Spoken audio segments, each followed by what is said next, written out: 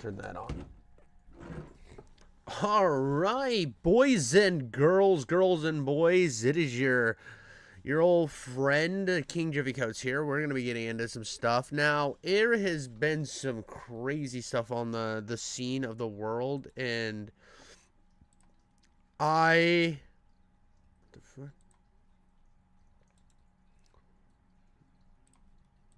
It's been crazy. It's been crazy. It's been crazy in the world.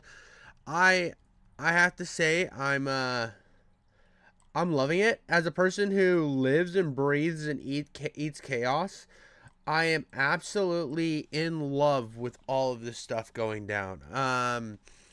Now I do want to pull up one more thing before I get started too far into this, right?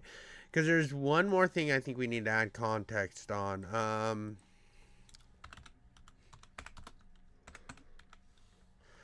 Because this was one of the most disgusting and that I don't want to. I'm not watching it from Hassan. That's fucking retarded. Disgustingly evil platform. Na na na na na na na na na na na na na. Do do do do do do. Let me go here. Attention shop. So we got some stuff going on. We got Shoppers want to spend less? Go to Aldi. They're #1 in everyday low prices. I mean, it's crazy to think about it. So we got some stuff, right? So I'm kind of gonna set up a narrative here. I'm gonna set up a bit of a narrative going right now. Now, I am kind of annoyed with covering Hassan, but that's what's going on right now, guys. That's the world we live in. Hassan's basically taking his little weenie out and throwing it in every direction he can to fight drama. He's out there being a slop drama tuber. He's actually no better than me.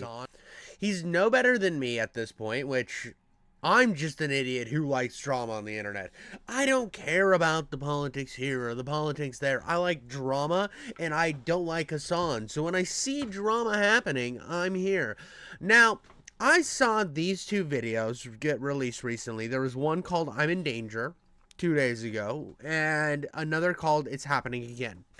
Now, I'm going to watch these two, and if they don't have what the other thing I want in here, I think there's another drama I want to encapsulate in this grand sphere of a narrative to why I think it is so important that Hassan sucks, dude. Hassan sucks.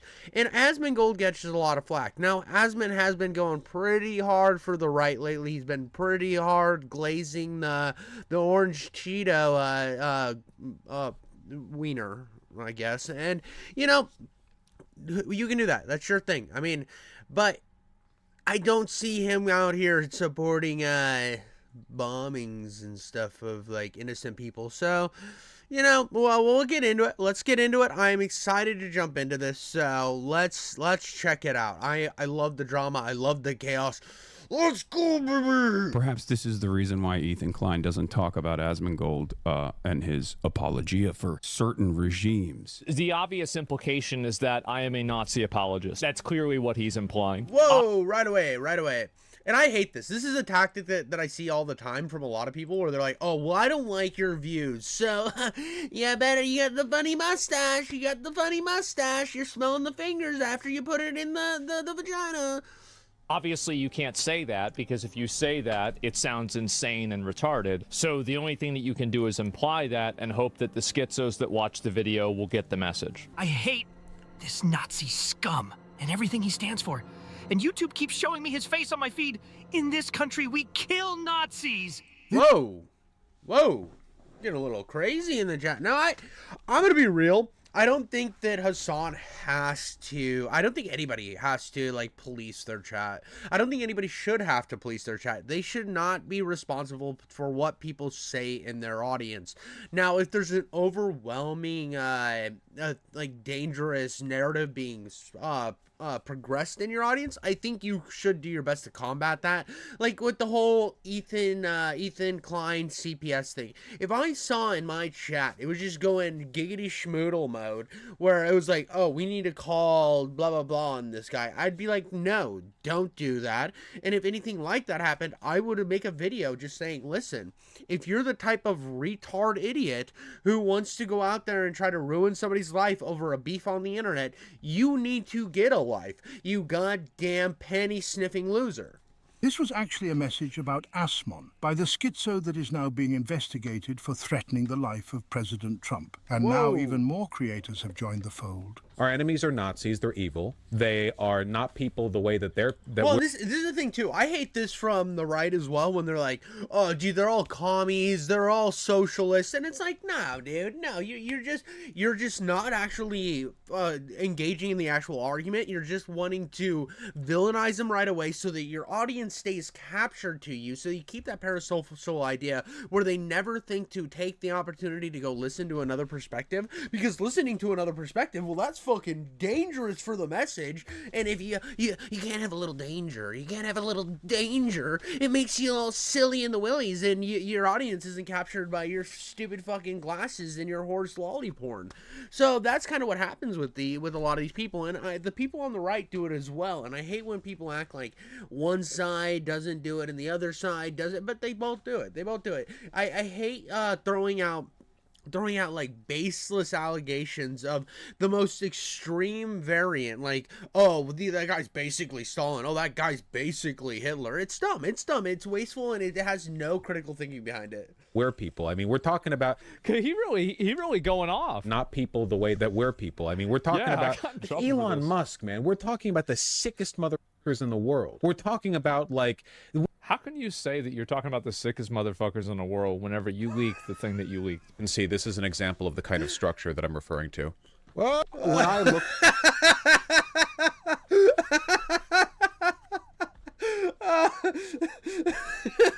They're so sick. They're all fascist. Do you want to see a horse have sex with a little girl? Well, Vosh does.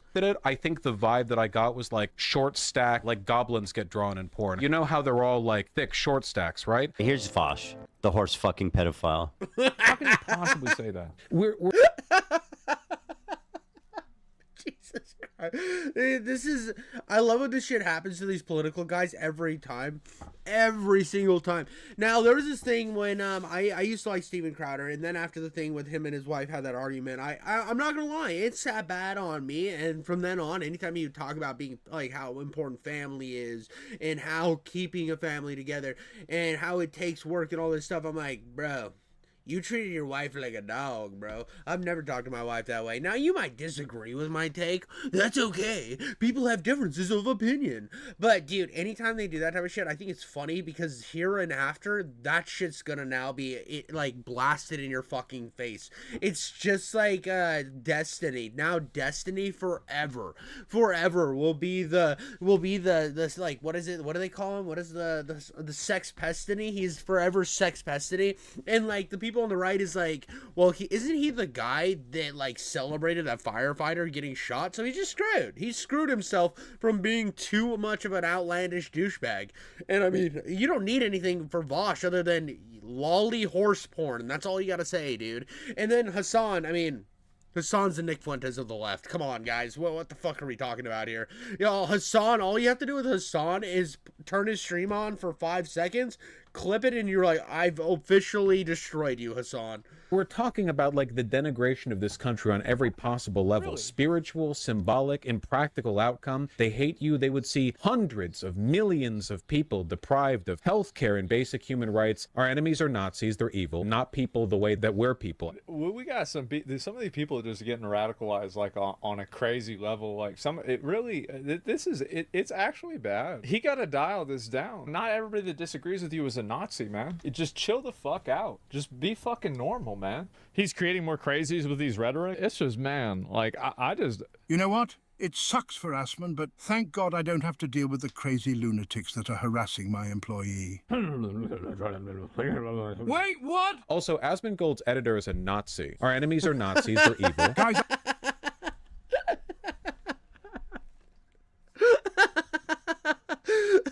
Oh, and Asmongold's dog, Nazi too. I saw his dog one time look at a Jewish person, was like, and then the dog said he wasn't pro-Palestine. So I know that he was actually an anti-Semite. Like, so it wasn't just that he thought they were Zionist. I'm sorry, but quick rebrand. Long live Hassan, the first and only political streamer, the pioneer of political discourse, who single-handedly brought politics to the internet. A $200,000 sports car is a vital tool for spreading the message of the working class. A multi-million-dollar mansion, a basic necessity. And I don't care. I live on a basic necessity budget for the most part anyway, okay?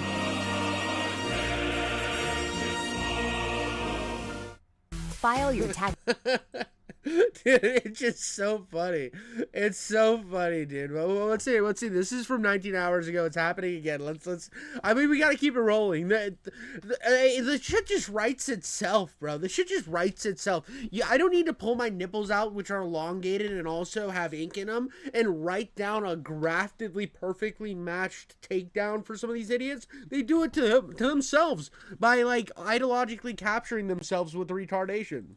What is this here, Hassan? Oh, Hassan's probably having a bad day about the Houthi thing, right? Yesterday, Hassan once again spent a significant amount of his stream talking about Asmon. Trump did what? He killed the... Wait, what is this? Fugitive leader of ISIS in Iraq was killed. His miserable... Dude, this was so...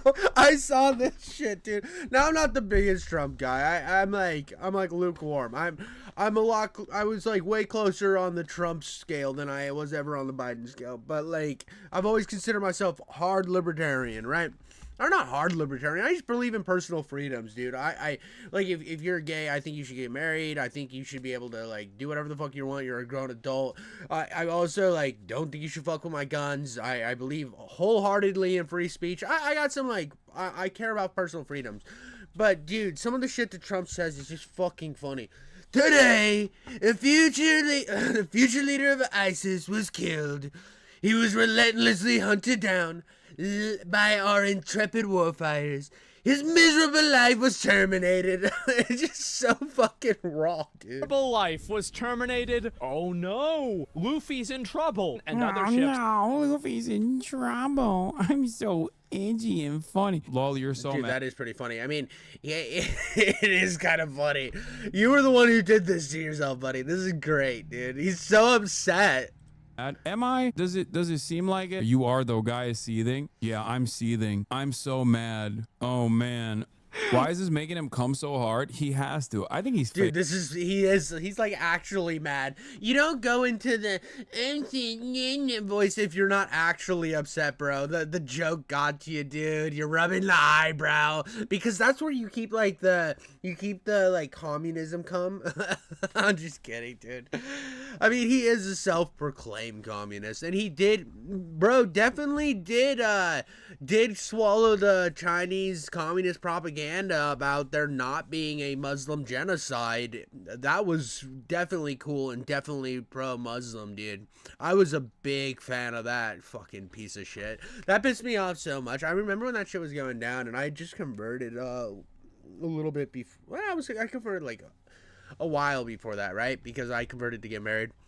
And also, like, there's some stuff I believe in the religion, and I'm not like the most religious guy, but I am Muslim, right? And I just remember thinking like that was super fucked up that China was just like rounding up Muslims and putting them in camps and then like parting them off for parts. It was just like a used car dealership for human organs, and I'm like, this is fucking wild. Why isn't this getting more news? And then like I was seeing like leftovers clips where this fucker was just like pretending it wasn't happening, but then as soon as this Israel-Palestine shit popped off, oh dude, Hassan's been Muslim the whole time, dude. He's always cared about the Muslim plight. Bullshit, you fucking piece of shit. When communists were killing Muslims, you didn't give a half a fuck, dog. And that's where the problem lies. And that's where the hypocrisy is. You only give a shit about Muslims when it's politically expedient for you and when your audience gives a fuck. Taking it. This is the fakest orgasm I've ever seen. Okay, bro, are we about to have a Houthi rebel on stream? Yes, brother. I'm a journalist. Okay, this is journalism. Does he know what One Piece is? He's been watching it since he was a kid. No way. We love you too, man. I love you. I love you so much. Dude, this guy's literally posted things that said "death to the Jews, death to America." That is the guy we should be praising and sending hearts to. Big hearts, dude. I hope you rob all of our ships and stuff, bro. Big fan of anybody who's like a terrorist. Yeah, dude, those are my favorite people too. Big fans. We think the Houthis, Ansar Allah, is doing what Luffy would do. Surely bombing one of the poorest countries. Dude, he's just such a fucking pretender about all this shit, dude. Once this shit came in, all of a sudden, dude, he's throwing Arabic out there, and he really cares, dude. He's about it, bro. He's like, Habibi, I care. Shut the fuck up, dog, you fucking tourist. On the planet for implementing a blockade against Israel for the crime of doing a genocide will make people love us in Israel this time. Another $1 billion wasted here. So it's not a blockade when you're attacking and taking hostages and killing people that are on civilian trade ships. They're not tracking the different... By the way, this video that's here, and this is why I don't think this is even political, and this is why I'm not saying this is like, I made the jokes about the Trump thing, that was political, right? And I gave you a little bit of my political preference, but this is how I feel about this. This is nothing to do with politics. This video right here, they were boarding a Chinese vessel, had nothing to do with Israel. Had absolutely nothing to do with Israel. And it was a Japanese ship with a Chinese captain, something like that. It was, but it had nothing to, it was like, I'm getting Asianist, I guess. I'm being Asianist right now because I can't remember if it was a Japanese vessel or a Chinese vessel. And they just like had nothing to do with it. And they held these people hostage for 18 months. It had nothing to do with anything else other than they were pieces of shit pirates, bro. Like nothing. But dude, he covered this whole thing up like it was fucking attack on Israel. It's like, oh, so we're just pretending. It's like, oh, dude, I didn't come on your fucking face. You a fucking weird bitch, bro. Don't believe anything you read. Don't believe anything you see. Don't smear the cum off of your face because it's not there, you stupid whore. That's what he's trying to do to you, bro. Ships like, oh, we've got to stop this one because it's going to Israel. Like the one example that he showed in that video had nothing to do with Israel. Here's the way I see it, okay? If we can't use our military to kill people that attack our trade ships and protect international waters, then I want my money back. Shooting up what they said were lawnmowers, if we can't take care of this, I want my fucking money back. Every line of this rhetoric is disingenuous and dishonest and manipulative. Like, this is the most deliberate... Well, this is all Hassan does, and I'm not saying that the other side doesn't do shit like this, because they absolutely do. But this is all of Hassan's rhetoric. Hassan doesn't actually come up with anything genuine himself. He uses straw manning, emotional manipulation, and he will then, again, even when he gets criticism, he will use a genocide to hide the criticism, which is just as disgusting as the people you're saying are denying a genocide. He's like, well, oh, you criticized me because I suck? Well, there's a genocide going on right now. So you are using the death of other people to hide criticism from yourself? That makes you even more disgusting, you piece of shit. You fucking cum goblin. Misinterpretation that you could possibly have. I can't even believe you can't think this way. It's like, it's literally like talking to fucking Anne Frank, basically. Okay? Being able to talk to Anne Frank. Dude, it's just so fucked up that, like the fact that he compared a fucking Houthi pirate, bro, to Anne Frank is the most disgusting thing. Like, if anybody else did that, dude, if anybody else did that and it wasn't, like, siding with the political fucking ideologies of Twitch, he would have gotten in so much trouble. That's just such a fucking wild thing to say. I remember, like, those fucking douchebags that were, like, Holocaust deniers, right? Like, the fucking Nick Funteses and stuff. They would say shit like this type of stuff. And they would just be lambasted. Well-deserved lambasted. I'm not for deep platformization, right? I'm not going to ever say that I want Hassan kicked off the platform. Now, I even said that in my Hassan...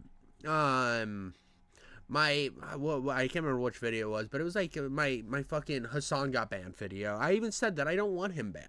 I think that Twitch should enforce their policies better, but I don't like seeing any of these bans unless you're actually a violent individual and saying like, go fucking mustard sauce somebody in the fucking crackle snack. You know what I mean? Then obviously, bro, I'm gonna be like, yeah, dude, he obviously wanted them to get mustard sauce in the crackle snack. But like, here's where I thought it got really good. Now, we're going to skip through this because I don't know who this grifter guy is. I don't know his opinions. I don't have 30 minutes to fucking kill on this guy. But I just wanted to get a little more context of what's going on. So Mudahar released a video that was like 30 minutes long. That was another like takedown of Hassan. Basically the same things we've covered. I mean, the dude just is the fucking... You open the cupboard door and it's just L's pouring out, right? It's just endless L's of craziness. But I saw that Mudahar made a video and I knew exactly how it was going to go. Like, oh, what's up, gamers? I'm Mudahar. I can't remember his intro, dude, but here we go. Only vid on Gaza. You admit to not knowing about politics. You try to cover Israel-Palestine as drama slop for centrist audience. You defend asmongold for inferior culture / comment, then attack pro-Palestinian voices. So I guess you just wanted the ad revenue then. Like, I watch my old videos. I get gaslit into thinking that somehow I defend asmongold. I watch my old content.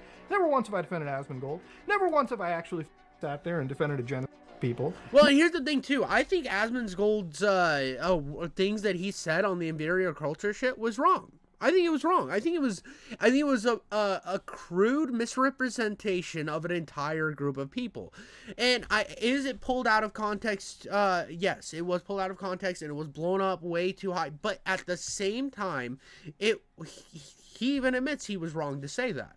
And that's more than Hassan has done on for multiple occasions. I mean, right now, there are people targeting Ethan Klein's kids. We know what audience is coming from, and Hassan hasn't said shit. So you know these things are happening, but at least Asman came out and said he was wrong in this situation, which is respect. I respected him for that, because I don't think that you should never think that just because somebody has like a different opinion than you or a different like value system, you shouldn't think of them as lesser people. And that's my problem with Hassan for sure, is he thinks anybody who thinks different than him is lesser person, and he will say that. He will say that. I mean, he's gone as far to say that they deserve to be in re-education camps. He's also just anybody who disagrees with him, he'll call him like, he'll use like attack language like Nazi, slop tube, or all sorts of shit. It's all deflection. Never once have I done it. I get watching other people's videos is all you're really good at, but try vetting out slander before promoting Hassan the Hun. I have never defended or backed the Israeli on innocent Gazans. Never will I ever. It's a 40-minute video of this fucking mongoloid crashing out on me. I'm just gonna leave it like this. If you're a Hassan viewer, and you're a viewer of mine, I don't want you to be in my community. So boom, dude, boom. And that's kind of how I don't feel like I openly are okay. If you're a Hassan viewer, you can be in my community, you can watch my stuff, but I want you to know to like, don't bring a bunch of shit. Don't try to fight me every 2 seconds. Don't try to be in here fucking causing drama in my Discord, causing drama here just because you're mad that I criticize one of your favorite creators. Because here's the thing, there is not a single creator that I will not critique on this channel. I am going to critique everybody. I love drama. I love having fun on the internet. But I'm not going to sit here and pretend like, oh, because somebody in my community might like somebody and then they have a drama popping up, I'm not going to give my opinion, because that's just fucking lame, dude. I'm not going to be fucking captured by my audience to do whatever. Oh, it looks like Hassan really can't help himself. This guy is just begging to make more enemies so he could keep that drama juice flowing and keep his name on everyone's timelines. This time, he's singling out Mudahar because Hassan watched the recent Noah Samsen drama video, essentially bagging on all the content creators it sees to have backed the genocide, and that they essentially coordinated a smear campaign against pro-Palestinian voices. The only problem is, the only criticisms Mudahar waged against Hassan was his blatant support of extremist groups and absolving of rape, and maybe laughing at that whole bit about you calling the Houthi pirate. Hey everybody, Well, I mean, and what's actually, you know what? Let's just look up Mudahar. Let's just look up Mudahar and we will skip through the video. I think that's going to be a lot more productive than this. Some ordinary gamers. Hello, guys and gals. Me, Mudahar. Hello, guys and gals. Me, Mudahar here. I like Mudahar enough, but cheaters. He might have deleted the video, to be honest. He might have deleted the video. Let's see. Gals, me, Mudahar, and you know, ladies and gentlemen, that 51st. 2 weeks, 13. Dude, like, so he must have deleted his Hassan video, which is wild. I was excited to see that. So that's lame. That's big lame and big cringe, dude. I'm actually kind of upset that he deleted his shit, dude. It's just like... And frank. He is actually against what people are describing as the genocide. But I guess that doesn't matter for Hassan. If Mudahar doesn't like him, it's okay to slander him, I guess. He is saying Mudahar essentially accumulated clips from Destiny's Reddit for his criticism. Dude, it's always Destiny, bro. It's always Destiny. Destiny is his schizo demon, bro. His fans will come into my... I'm not even a Destiny fan, dude. I've made videos on downfalls of Destiny because I love downfalls. And it's just so funny to me that they come into my video and they're like, oh, dude, you just got all this from Destiny. Like, fuck off, dude. Like, I fucking need Destiny's community to show me how fucking retarded Hassan is. Like, I need that. Against Hassan, which sounds awfully familiar, right? It's almost like Hassan does this to every person that criticizes him. Just say the clips come from Destiny, so he never has to take responsibility for literally anything bad he has ever said. Also, isn't it quite ironic that Hassan would get mad about Mudahar sourcing clips from Destiny's Reddit when Hassan... Anna, if you were being... Give me a second. I had to use the restroom, guys. Oh, fuck, I'm about to shit myself.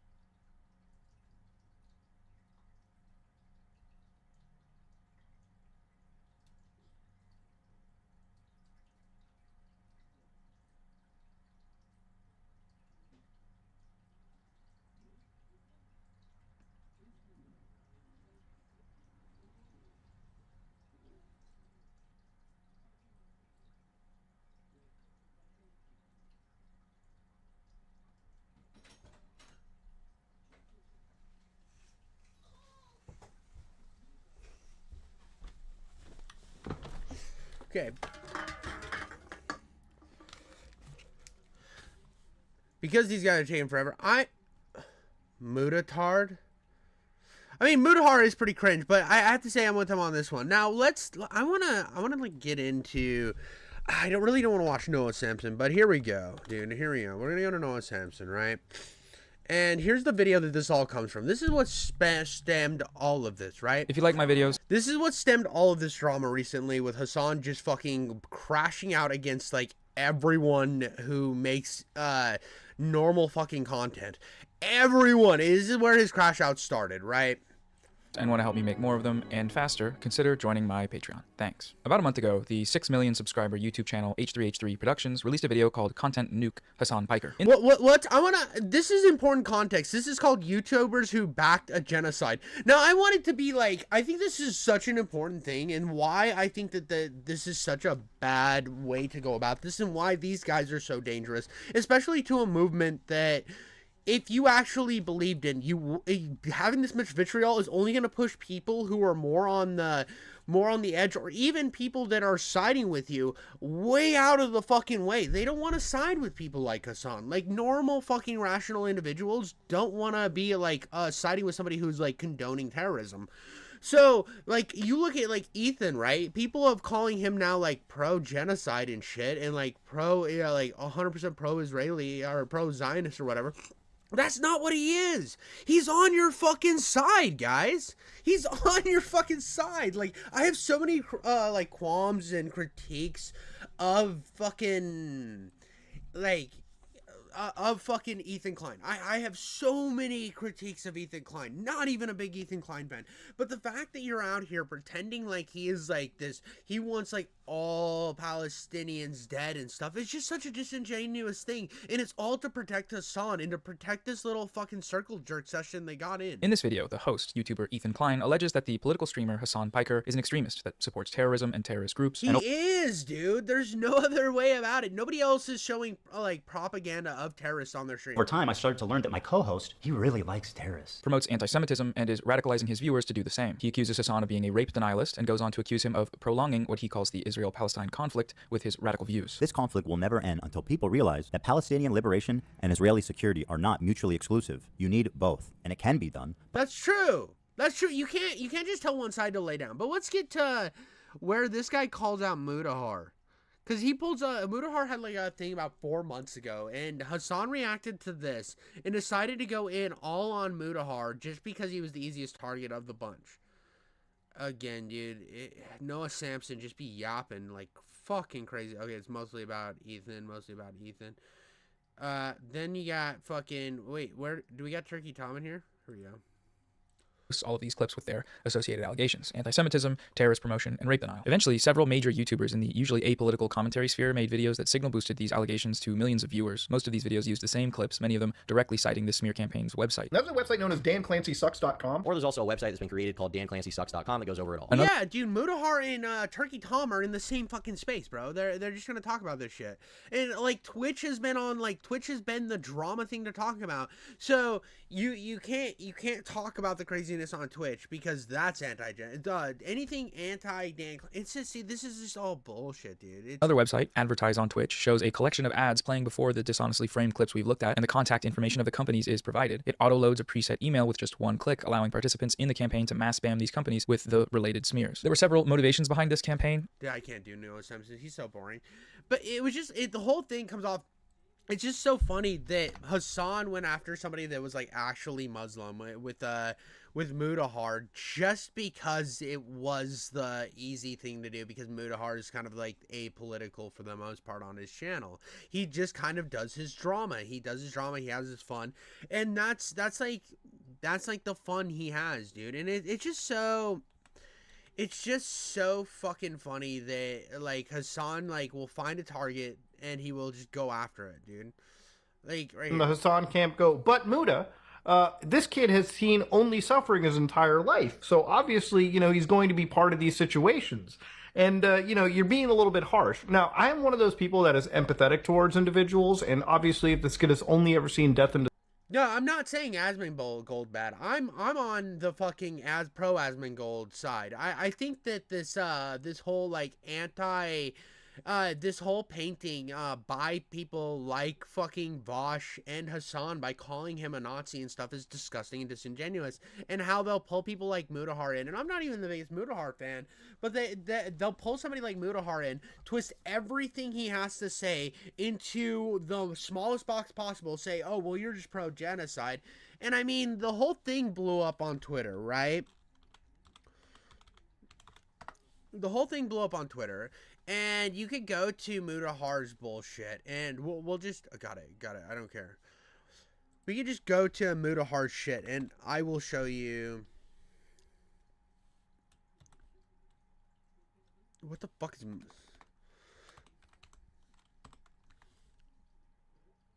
some ordinary podcast? No, dude, right here. Here we go. Let's go to Mudahar's shit, right? Boom.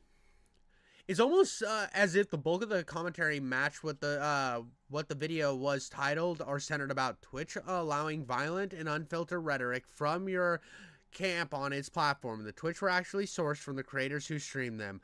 We were a year into a genocide here. This was your only video on the topic. It downplayed and ran defense for Asmon's takes, while a bulk of your commentary revolved around how evil the pro-Palestinian streamers were from your clips compiled off of snark Reddits. Everything is from the Destiny or the snark, or it's always a fucking weird poll, dude. And I think there's what's that fucking weird Hassan, I think it's called Yeet, yeah, this one right here. This is it.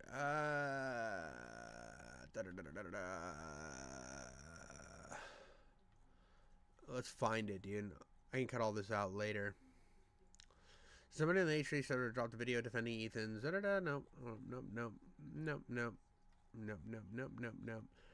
No.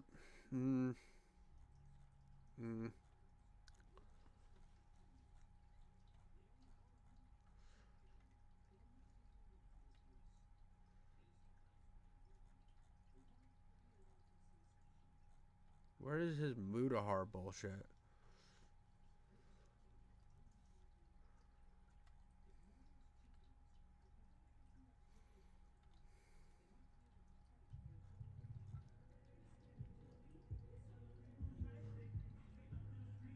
I mean, it is, dude. I'm not, like...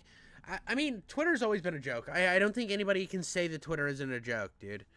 And all this shit's a joke. I mean, anybody who takes this shit actually serious is kind of... It's fucking... We're talking about drama. We're talking about drama and bullshit right now. I mean...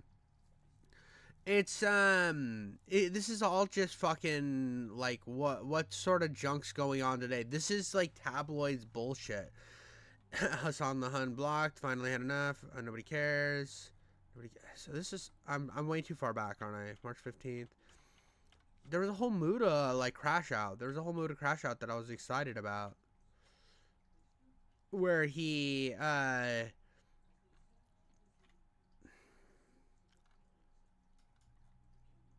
he fucking said, like... Muda basically said, I will pay for us to go to fucking Palestine, and we could do some on-the-ground journalism. And Hassan said, fuck no, I don't want to die, and that was the end of it. It was like, and I just think it's so disgusting that you could take somebody, instantly decide off of nothing that they are just like a genocide denier and shit. And it's like, why, like, what context do you have? He looks fucking weird without the beard. Absolutely, dude. He looks fucking wild. I can't find it.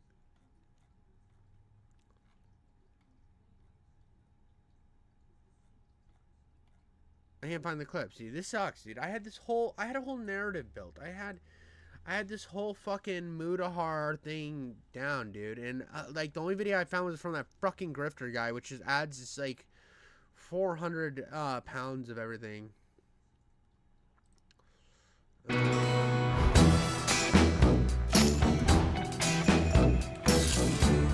Oh, Okay, let's address the elephant in the room, ladies and gentlemen. As you all know, I have lost the beard. I have decided to shave. No, it's not artificial intelligence. No, it's... Yeah, so this isn't it. This isn't it. This is just him talking about the beard.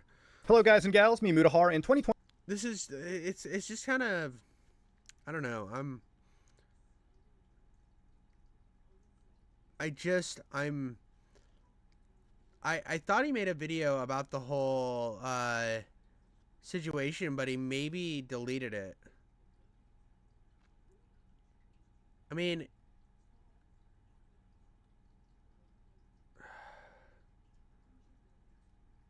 I don't know, dude. I don't know. It sucks because, like, it was like, yeah, there was like, I thought he posted it on Twitter, and he probably deleted it on Twitter because he's a little pussy, and he deletes everything that he makes on Twitter because he's like fucking little bitch sometimes. And it's like, this is the thing Mudahar does, and it pisses me off so much.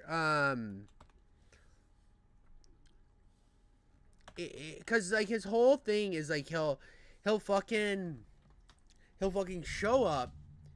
He'll fucking come in and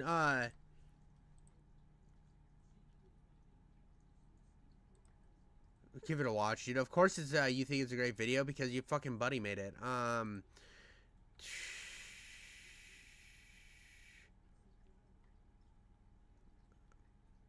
Yeah, I don't know, dude. It sucks, dude, because replies. Oh, also, one final word on this whole thing. So I'm gonna go through these, right?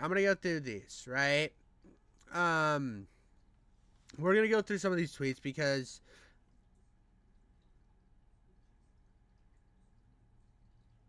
imagine being this fucking stupid. I don't even know who that fucking is. I got blocked by them, probably. Somebody blocked them. Whoever has that has me blocked, I guess. I must have done something wrong.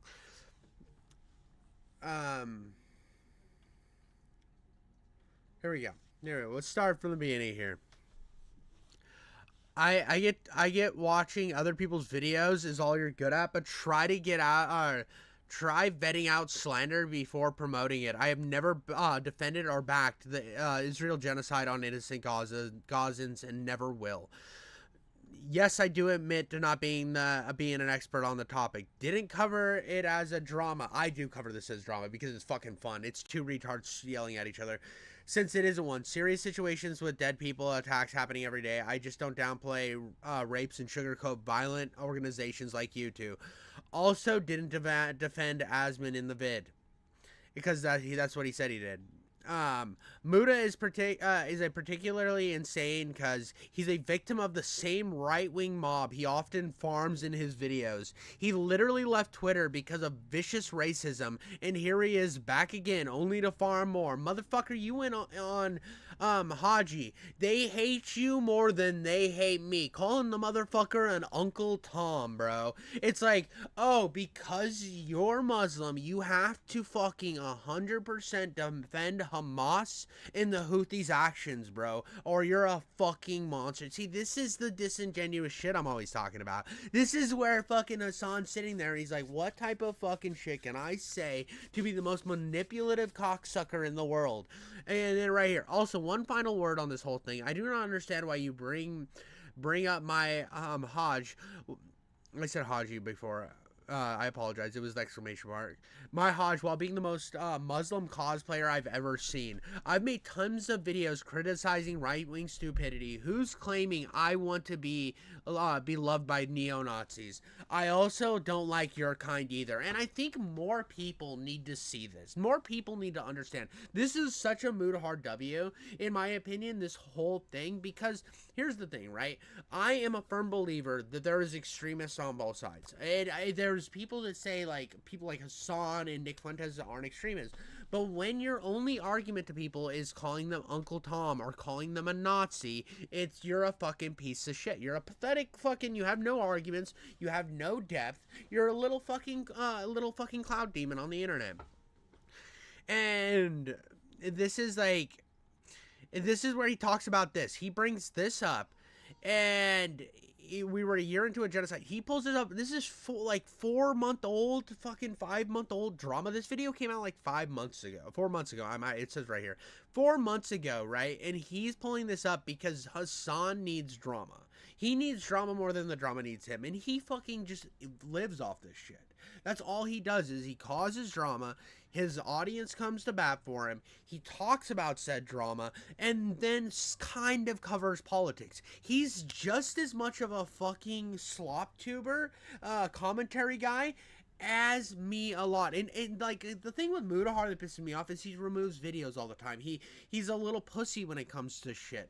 He'll fucking stab his own friends in the back over like shifting things. Like, I remember the whole Nux drama, which was fucking retarded. I'm sorry, the whole Nux drama was retarded when they were going after Nux. It was a Chud Logic hate campaign. Now, I think Chud Logic does good work, but Chud was going through every one of fucking Nux's like pre-2016 early YouTube shit, grabbing every thumbnail that might have something that looks like a lolly on it, and then saying that Nux was like a shad man lolicon enjoyer. It was fucking ridiculous. And I went into it expecting to like get good drama, because I was like earlier on when I was thinking about doing commentary and shit, and I was like, yes dude, yeah. And then I remember Mudahar dropped the it was like, oh, post-Nux Clarity, right? The post-Nux Clarity thing.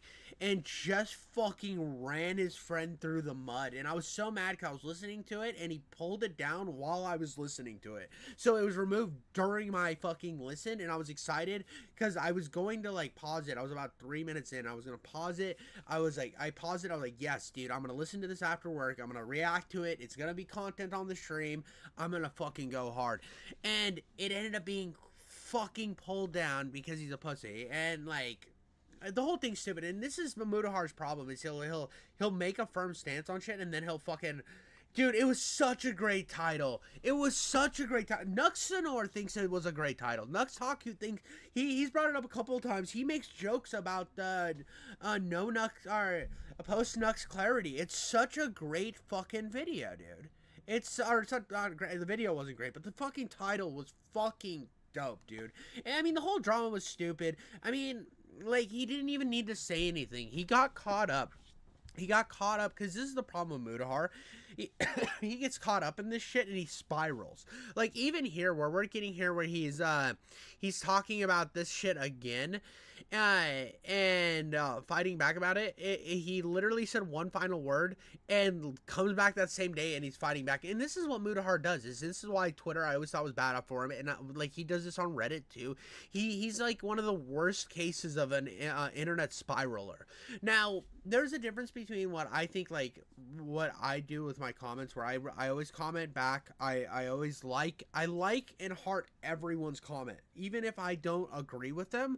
I like and heart everybody's comment because I think it's funny. Even if I don't agree with them, I think that they're gonna have a funny reaction. I just imagine how mad somebody's going to be. There's a re-upload. Dude, should we watch re-upload? Ooh, well, we can watch the re-upload. But the whole thing the whole thing is just like, well, and here's the thing too with the no Nux Clarity thing. It's like Muda was like fully fine in the original video with the joke, and it was stuff on YouTube. It wasn't like Nux showed him real hentai. It was like fucking stuff that was uploaded to fucking YouTube. It was a cringe compilation type shit. It was fucking nothing. It was a nothing burger. It was the fact that, so you can always tell when a content creator doesn't like somebody and goes in with a clear agenda. Now, when you see me, you know that I don't like Hassan. My agenda is going to be usually anti-Hassan. I like it because it gets me clicks, and I'm not even gonna like market this video as Hassan. I'm gonna market this as either the asmongold drama is crazy, or I will just do this like as a Muda breakdown. I might just split them both up. But the whole thing that's fun is like, I'm going to go in and I'm going to have a bias against Hassan because I don't like the guy. And that means that I'm not like going to witch hunt the guy because I don't want my audience to go witch hunt him, right? But you can tell there are people on the internet who are going to get this fucking hair in their ass, right? They're going to get a hair in their ass about somebody. And they are going to make it their fucking everyday life decision to where they're going to go after this motherfucker. And you have to take that with like a grain of salt. Now, when I tried to watch Chud Logic during this whole drama because I was like the only drama that was going on at the time. It was very fucking dry week or whatever. And I just remember Chud was being such a little bitch about it. It was just a nothing Berg. Like we had Vosh, the Vosh drama, which then kind of led into it was Vosh, then led into Chris Tyson, and after that fucking crazy momentum, right, you then had, you had fucking Chud on this, Nux talked to Shadman once, Nux had already covered that he was, like, he had a plan for, like, content with that, and whether you believe him or not, that's what he said, and Chud obviously didn't believe that. Thought that, like, went on this fucking huge campaign to get this guy, go after this guy.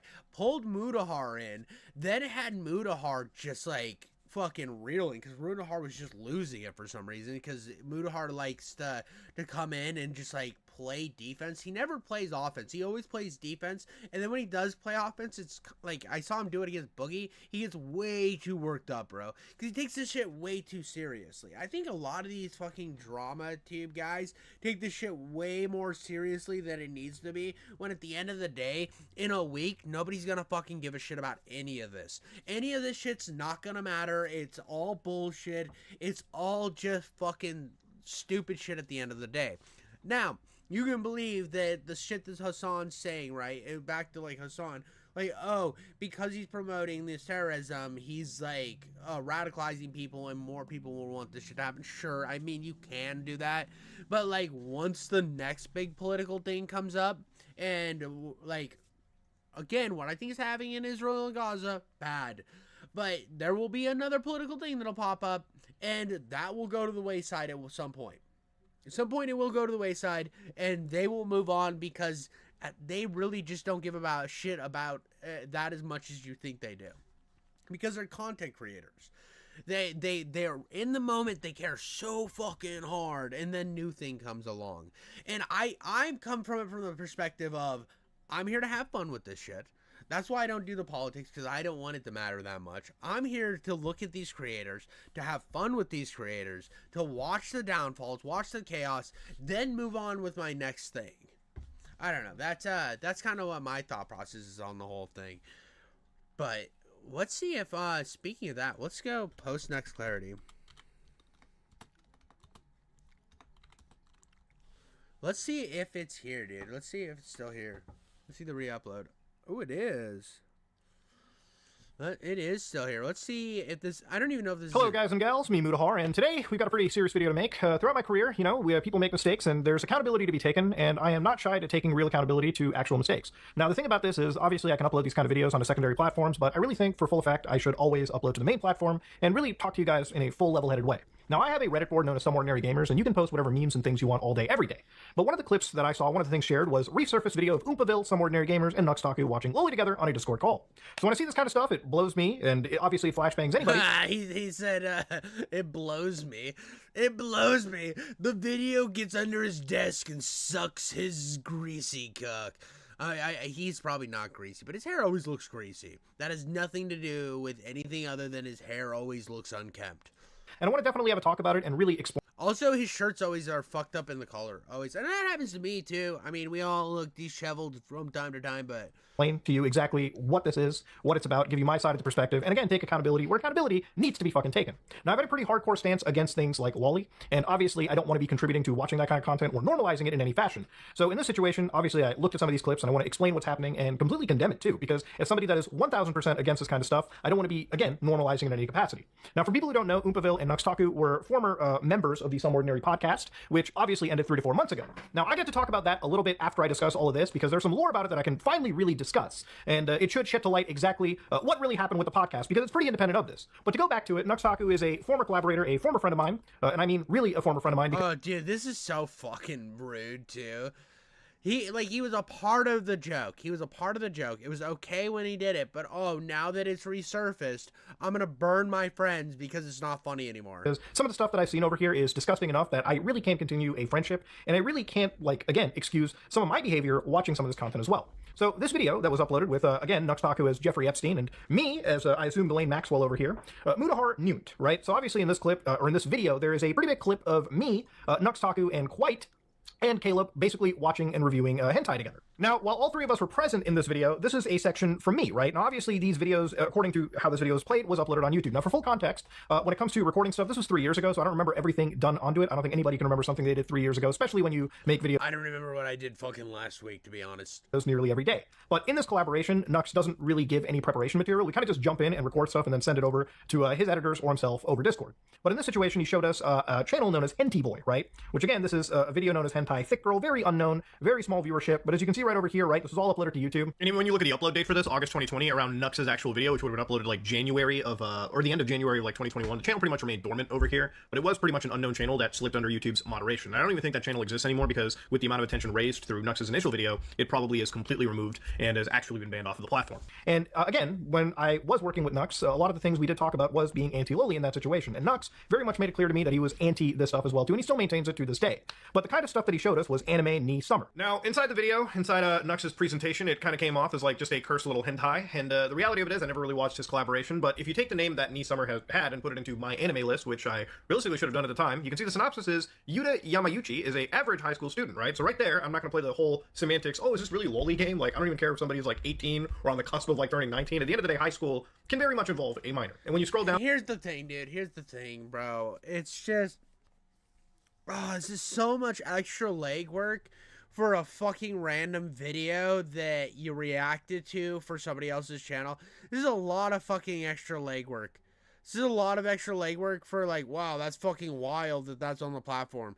This is just so fucking stupid. And go to the information. It is a OVA by a studio known as Rabbit Gate with no licensors, but the genre is in fact hentai. So again, ladies and gentlemen, if it's hentai and it involves high school people, it does in fact fall under the loli banner, and that is never okay in any capacity. Now, obviously, these videos existing on YouTube kind of, again, led us to some credence that maybe it wasn't, you know, this like borderline illicit material. But again, these were also smaller YouTube channels, so chances are they probably weren't swept up under the YouTube moderation, which is something that also should have really been considered from my end. It should have been something that I never watched in the first place. I should have never, you know, condoned. And honestly, it's... But I mean, this is the thought process too. If it's on YouTube, right? If it's on YouTube and like it's already been pre-scanned, why the fuck is it? Oh, dude, that's because he uploaded this in this has been re-uploaded in 360p. Oh god, that's why it looks like fucking taint trash.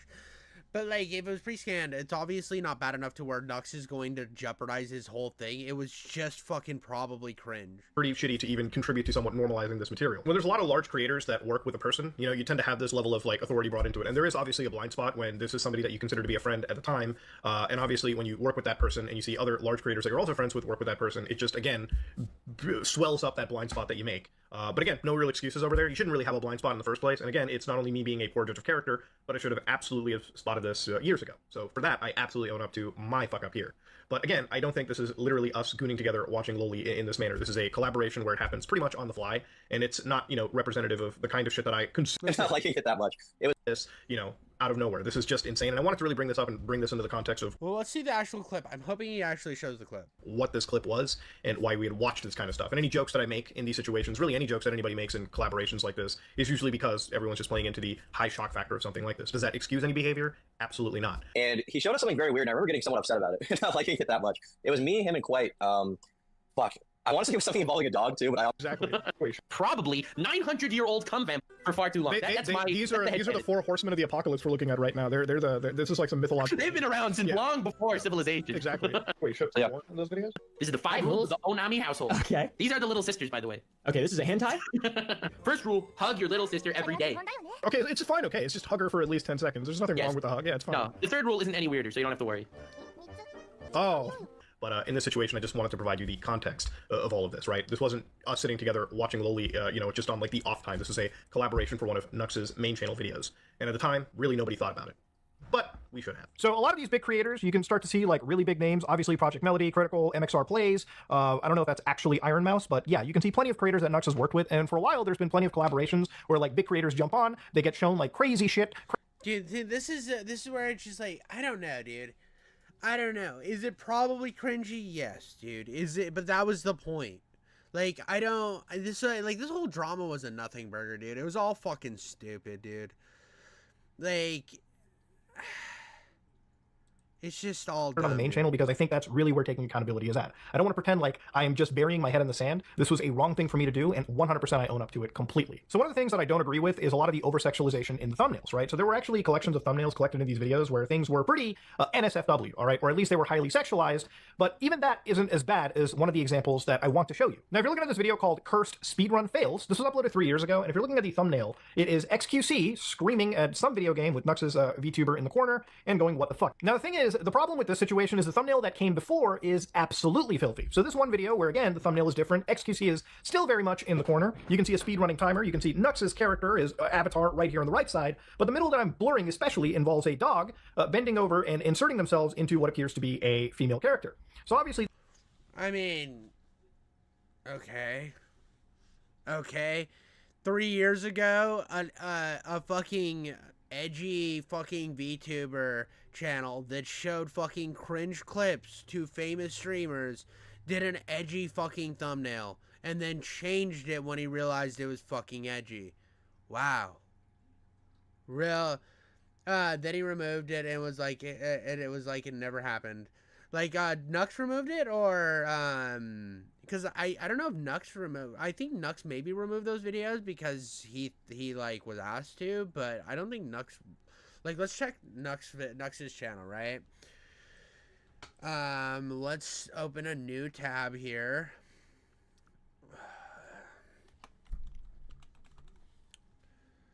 I mean, this whole thing is just, like, he basically just came out and just fucking buried his friend over, oh, it's her real voice. I thought they were looking, like, for an Adam's apple. I think that's so fucking retarded when they do that type of shit. Let's go Nux Taku.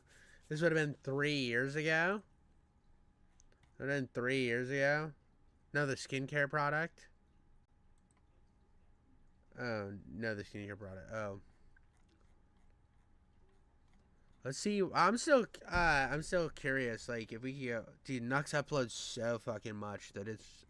I actually took no, this shit. Okay. I ran Curse Streamer Tournament. I host the world's biggest Yu-Gi-Oh tournament. Sorry. Last stream. Rule 30. Rule number 3. Weird noises. I'm just like looking like, yeah, dude. He's got like fucking cursed. Like, I showed voice actors their own terrible anime dubs. Like, dude, you look at fucking Nux's thumbnails. It's got anime sexualization. So, like that one's cringe as fuck right there, right? My editor showed me the most cursed anime ever. Yeah, so that's crazy, but that's like you look at that, you're like, I'm gonna click on that because that's fucking wild. Like, this is all just wild. That was part of his fucking brand. And now we're going back. I hate when people dig shit up too, and they're like, oh well, we decided we don't like this guy, so we're gonna have to. Because at that time, you gotta remember, in this time period, fucking PewDiePie, everyone was doing this type of shit like 4 years ago. Like 4 years ago, everyone was doing crazy cringe shit like that, dude. It's only a modern sentiment in the last few years, like post-COVID, that people stopped doing shit like this, right? Where it's like, oh, well, we need, you can't, like, I got criticism from other YouTubers about my old thumbnails. So if I go to I don't even have to go that far. If I go right here, I've gotten criticism for like big-breasted women on my fucking thumbnails in my earlier days. Like, because, oh, well, it's clickbait and you're like a bad, like, this whole clickbait shit is so fucking stupid. Because here's the thing, dude, if you're trying to make content on the platform, you want to have the most clickable fucking crazy thumbnails possible, so you get that fucking, you get those clicks, you get that attention. That's what you do on YouTube. I don't know, dude, the whole Mudahar thing it just was kind of fucking cringe, dude. It was just kind of fucking cringe. But I think that's all I really got on that. I mean, I don't see any point in going any further on this. I mean, my whole thing was destroyed. Basic premise was Asmon gets called a Nazi all the time because that's the easy thing to do. Mudahar, an actual Muslim, gets fucking called a fucking fucking, what is it, like fucking Samuel Jackson from Django Unchained. Can't even remember the dude's name. The fucking, I keep thinking Turkey Tom, but it's not a Turkey Tom. It's Uncle Tom. He keeps getting called an Uncle Tom because that's easier than actually defending his positions and like instead of actually being proven that you're a liar.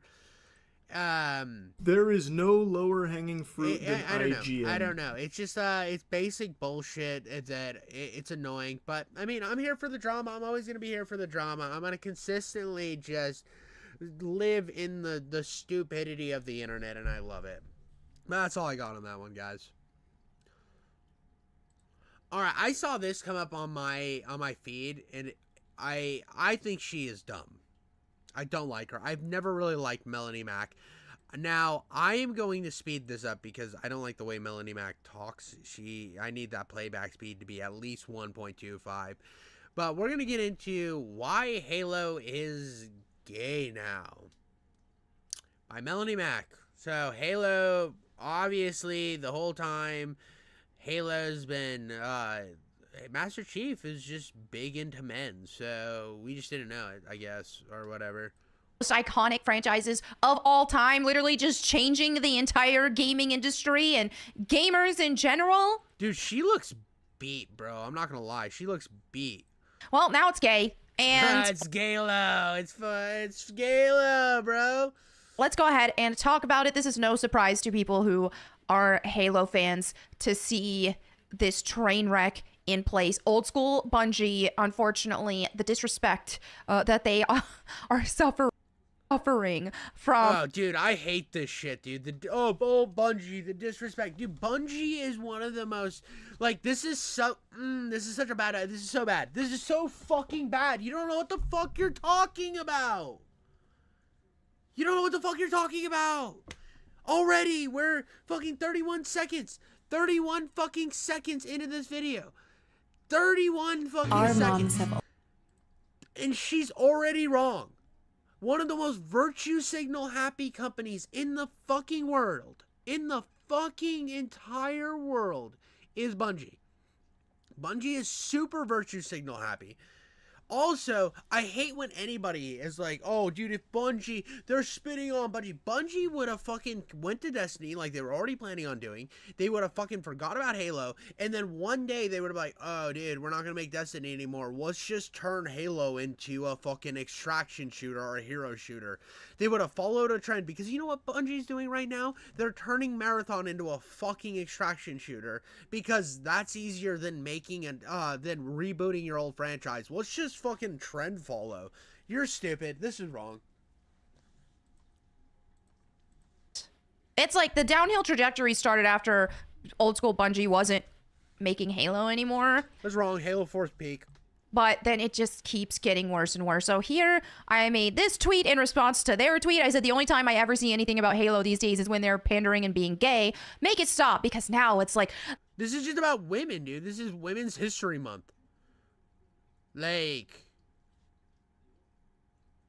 This is nothing about being gay, dude. You're the one who's being gay, bro. You're being mad gay because you're just fucking stupid. This hashtag Women's History Month, we honor the women whose brilliance, drive, and creativity continue to inspire change. Yeah, dude, company's virtue signal. It's the shit that happens. Within our industry, studio, and community. You know why? Because, like, the studio is filled with a bunch of women now. And it's like, hey, I'm a woman. Women are great. I'm not hating women. But this is the problem, is a bunch of the...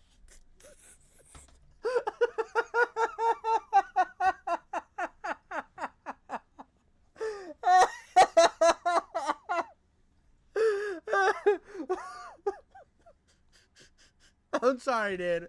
I'm fucking sorry. I can't with this bitch, bro. I fucking can't with her, dog, dude. It's because the studio's filled with a bunch of fucking women. But no, women are great, though, because I'm a woman. But, like... It's like fucking for St. Patrick's Day releasing a green skin. This is fucking nothing. This isn't even a drama. This isn't even gay. What the fuck are we talking about? The women that they are hiring in the gaming industry right now aren't actually gamers or passionate about gaming, right? A lot of them are activists. Same thing when they're hiring all of these DEI hiring practices. Let's be real. We know the demographics of gaming. And I mean actual real gaming, not mobile gaming, not little girly games. I mean actual... This is so fucking... This isn't even true, dude. You know, one of the higher-ups at fucking Microsoft that oversaw Gears of War was a chick. I can't remember her name. She was fantastic, though. She's a fantastic fucking... she's got a channel. I've reacted to her on my channel. I can't even remember, but she's like, she understands the inner workings, and she comes at it from a much better perspective of, oh, it's just all activism. And there is activism happening. I don't think anybody who says that there's not activism happening in the gaming industry, they're just as disingenuous as this fucking idiot right here yapping, dude. This bitch yapping right now. There are people that act like that it isn't happening, and you're just pulling shit out of thin air, and you're just as disingenuous as this bitch. I want you to know that. You fucking, like the pro-woke versus the anti-woke people, you're the fucking same to me. You're all fucking clowns. Because the truth is, this shit's happening. These guys are overblowing it. But like, because they're overblowing it, it's making the shit that's actually happening not look as bad. And that's my problem, is because we're allowing like shit writing, shit fucking bullshit, like propaganda shit that's happening. And instead of talking about the real shit, you need content. So you fucking woke up, saw this tweet, and decided to call Halo gay. That's what I'm getting right now. When your hair's fucking like, she like grabbed one of those electric balls and like put her mouth on it and sucked it as hard as she could, and her hair frazzle-dazzled. Mainstream, AAA. I mean, mainstream has gone really gay lately, I will say that, but that's why, because they've hired a bunch of women who care more about activism or whatever else than they do actual gaming. Obviously, there are some incredible women developers that we have seen, but we know if your studio has a significant I like how she has to like pause and reset, and that she isn't even like taking the time to like cut it. And I'm not gonna lie, I respect the slop game. I slop it up over here. I'm just like slop it, right? But at the same time, bro, you can tell she has to reset and like come up with the bullshit in her head so she can keep the grift going, because this video has no actual point. Percentage of females, then you know that it's probably DEI, because the actual amount of females who are passionate gamers, especially into these kind of games, just are not a significant percentage of the actual gamers who are buying these games. So one would think... Bro, she is slot maxing. I thought I was the king of slot maxing, because I'm diaper maxing, I'm nipple maxing, I'm beard maxing, and I also am slot maxing. I thought I was the king, bro. I thought I was the slop king. But she is slot maxing like a motherfucker, dude. She is slot maxing so hard. You know what this reminds me of, this whole thing, her little yap session she's doing right here? This reminds me of that, what was that fucking drama, dude? And it was so fucking gay. It was such a gay little drama. The fucking cat ears drama. The most retarded fucking drama I'd ever seen on YouTube was the Halo cat ears bullshit. It's like, oh, if people, we're putting cat ears in Halo now, we're putting cat ears in Halo, we're fucking ruining Halo. I was like, dude, if people want to fucking buy cat ears, they are more than welcome to buy cat ears. But it ruins the aesthetic of Halo. Dude, motherfucker, they had like samurai armor in like Halo 3, or it was like fucking Roman armor. Come on, dude. They just been doing shit. Bungie was just doing shit. That fucking 343 is just doing shit, and you're getting mad because you fucking hate 343, and you wanted to start a gay little fucking retarded drama up, and so you started a gay retarded drama. That's what happened, and that's exactly what this bitch is doing. I think that the demographic should somewhat be reflected in the studio as it is their audience. That's what you would think, but not anymore. So also, dude, it's like not gonna lie, it's kind of fire. I like this. I think it's pretty good. I think it's a pretty good color scheme. People actually buying these skins, or is it free? Like, if it's free, that's even cooler. The fucking they did one that was like a Black History Month one. Not the one that they got in trouble for. The one before that, and that one was kind of fire. I like the color scheme on it. I don't know. So what's also funny about this is it's just the caricature-ness of it. It's almost like The Onion or something. It's almost like whoever is doing these is making fun of woke ideology. It's not even that. It's just like, oh, what do we do for Women's Month? How do we get people to fucking care about Halo? Well, there's that iconic image of the bitch with the fucking muscles, dude. The bitch with the muscles. Just do a skin that looks like that. Do a skin that looks like that. It'll get some buzz online. You'll get retards like Melanie Mack here to complain about it, and people will show up. But that's how you look at all this woke ideology in general. It has gotten so insane that it looks like it's a joke, like an old Saturday Night Live Mad TV joke, but it's real. This is what they are doing for women. I'd rather you just give me pink. Just something else. If you're really gonna try to give a Rosa Parks skin. Yeah.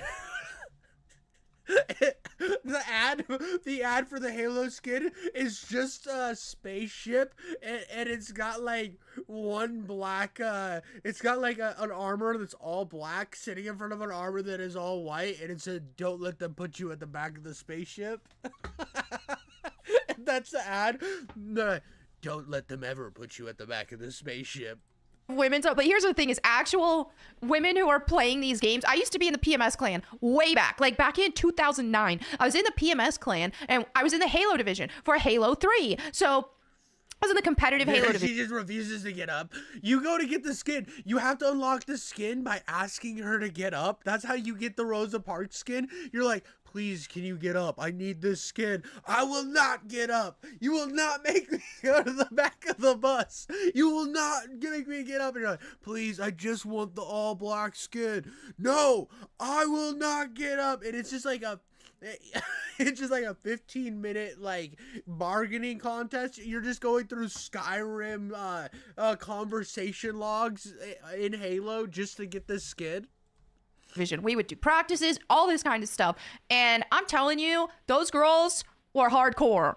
They were not like, oh, give me this Women's History Month skin. No.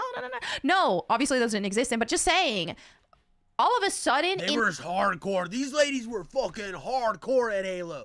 They didn't even need to play with their hands or feet. They just shoved the controller up into their vagina and kegeled for the win. They don't need a Women's History Month thing because they can kegel a fucking plus 1,000 KD ratio, bro, with their fucking vagina powers. In these spaces, it's like women... Female gamers and a bunch of women who started gaming because streaming took off and stuff. I don't know. They just want to be treated differently. They want to be babied.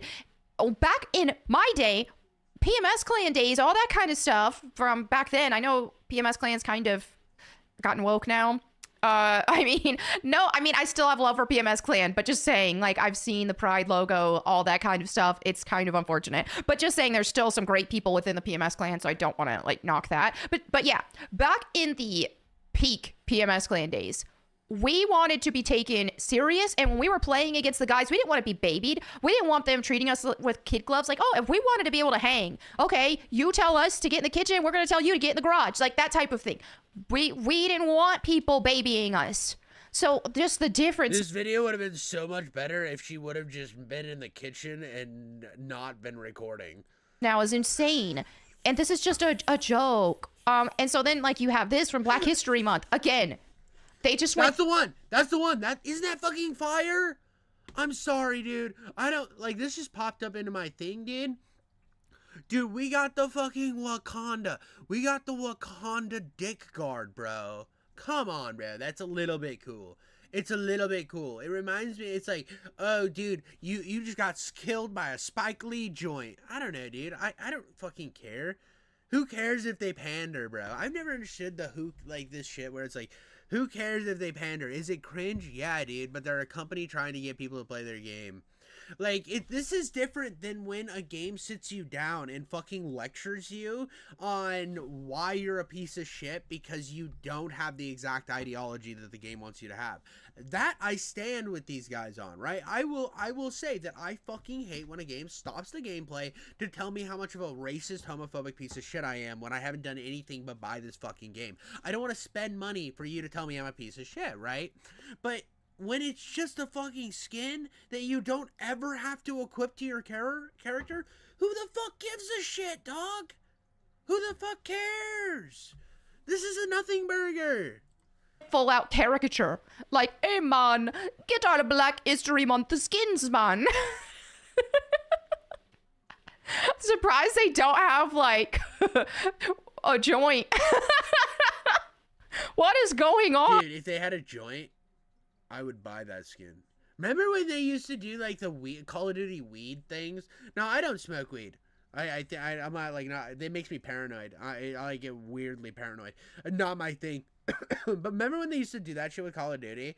Like, not gonna lie, it would have been funny. And they got backlash for what they did was they fucking virtue signaled too close to the sun and named it like it was like some fucking racist caricature of like it was like an African word, but it was like super fucking racist somehow. And so they woke too close to the sun or whatever these fucking guys call it. They fucking shot themselves up with their virtue signal, burnt their dick off, and landed back up in Sadland. But like them doing shit. Are white Christian males welcome as well? Or are they still garbage? Ugh. Pandering. How about you guys focus on making good Halo? That's a valid point. I mean, the multiplayer still has issues. That's a valid point. But, like, she hasn't even made that point yet. We are fucking 5 minutes and 40 seconds into the video, and she hasn't talked about, like, well, maybe instead of these fucking marketing campaigns for pandering, maybe you guys should have, like, fleshed out your map rotations, because that is still a problem in Halo Infinite to this day, where you will hop on to play, like, quick games, and you will play the same map 5 times in 2 hours. Or not 2 hours, like an hour. You're playing like the 5 map. You'll play a map and then play the same map 3 times and then play a different map and then the same map 3 times. That it makes it feel like the game has no maps when I know it has a gajillion giggity schmoodle amount of maps. But that's an actual criticism. This is good. This is good. This retarded. Are white Christian males welcome to play? Or are they still garbage? That's just fucking. You're fucking being as much of a race baiter as Halo's being. That's where I fucking look at you and you're like, you are the pot calling the kettle black. Fine. And then here you have the Pride Month stuff, which I made a video about this when it happened. They're probably going to do it again. Just as the disrespect, dude, it's gay. The disrespect, especially with Halo in general, which started, and I know people don't like it when I say this, but Halo had some very Christian inspiration. The original Halo did. I mean, it had some, but it also had at the time some pretty anti-war messaging in it as well. It was definitely. So the backstory on a lot of the Halo stuff was the United Nation government was kind of going to a lot of these places and squashing regimes, which was kind of a metaphor for the Middle East at the time. So there was some anti-war messaging in it as well. So you could even make the argument that the original Halos were kind of woke too. You can literally, this is the thing about something that has a good story, right? Or has like actually good writing is you could have somebody from both perspectives look at Halo and be like, yes, it's for my side. Like, you look at Halo 2 and it kind of shows like the backside of a coin, right? Where you're understanding what's going on and why these your enemy thinks the way they do, and how they utilize propaganda and stuff to rule over them with religion. I mean, honestly, Halo 2 has a pretty anti-religion message, to be honest. Pretty anti-religion message, because you see how religion has corrupted the Arbiter. But that's the thing, you don't have to take that message away, because the writing is so good that you can go and take whatever, like, you can insert yourself into it and take what you want out of the story. The problem with a lot of writing now, and where the real point is, where I actually, when this whole shit started with the, like, get the fucking politics out of gaming shit, it wasn't like I was saying games were, for me, it wasn't, I knew games always had a political slant. But the storytelling has to be where you can look at it and one person can take one thing and another person can take another thing, because that's the beauty of art. Trying to force your opinions on somebody is never good writing, because that's going to take precedent over the writing itself, over the storytelling, because you have an agenda to push. So you have to make sure in your mind, you're like, am I making sure they get the message enough? And when you're asking yourself that question, when you're presenting that to your audience, you've over-presented it already. Master Chief, John 1:17. His name referenced the Bible verse, John 1:17. So, yeah. Yes, and there was, and like, to say, there was just like, at the time, there was just a bigger group of people and a lot of different, the problem now is, and this is something that is true of the industry, and this is a true thing with Hollywood and a lot of this thing, is there's not enough different perspectives sitting at the table, and that is a problem. And I think diversity in thought is something we do suffer from right now, and this is something she suffers from, because she's not willing to look and try to understand the other side at all. Now, my thing always has been, I look and try to understand the other side, unless the other side is trying to tell me to, like, support terrorism. I'm not going to do that. Hassan reference. But when it comes to, like, looking at this type of shit, it's like, yeah, dude, I don't care if fucking gay people play Halo, and if they want a skin that represents them, who fucking cares? As long as the main campaign doesn't stop the story to tell me how I need to stop what I'm doing right now to go fucking march in the street for gay rights, like, who fucking cares? This isn't, like, affecting you. You can still play the fucking multiplayer. You saw this shit on Twitter, you got mad, and you spurged out. Who the fuck cares, dude? Grow up. Yeah, I mean, obviously, it wasn't like, it was inspired, right? It had some, like, Christian inspiration to it. And so to do that, and then now do this, which the Bible calls an abomination. The disrespect, man. The disrespect to classic Halo. That is, like, such a wild... And here's the thing. Some Christian sects do believe this. That's 100% fair. Like, that's understandable. A lot of religions don't like gay people. But, like, that's, like... The Halo wasn't, like, this fucking ultimate Christian game ever. Ever. Like, in fact, again, dude, I think that Halo 2 has some pretty harsh anti-religion sentiment.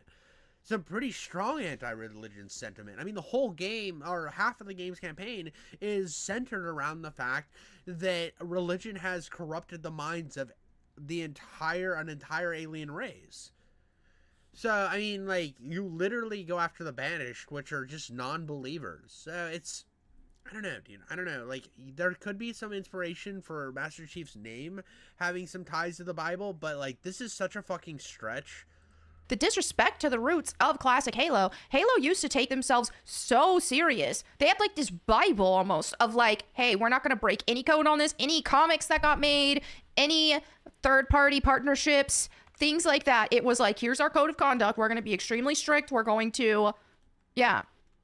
That got thrown all out the window after it got passed off to different developers.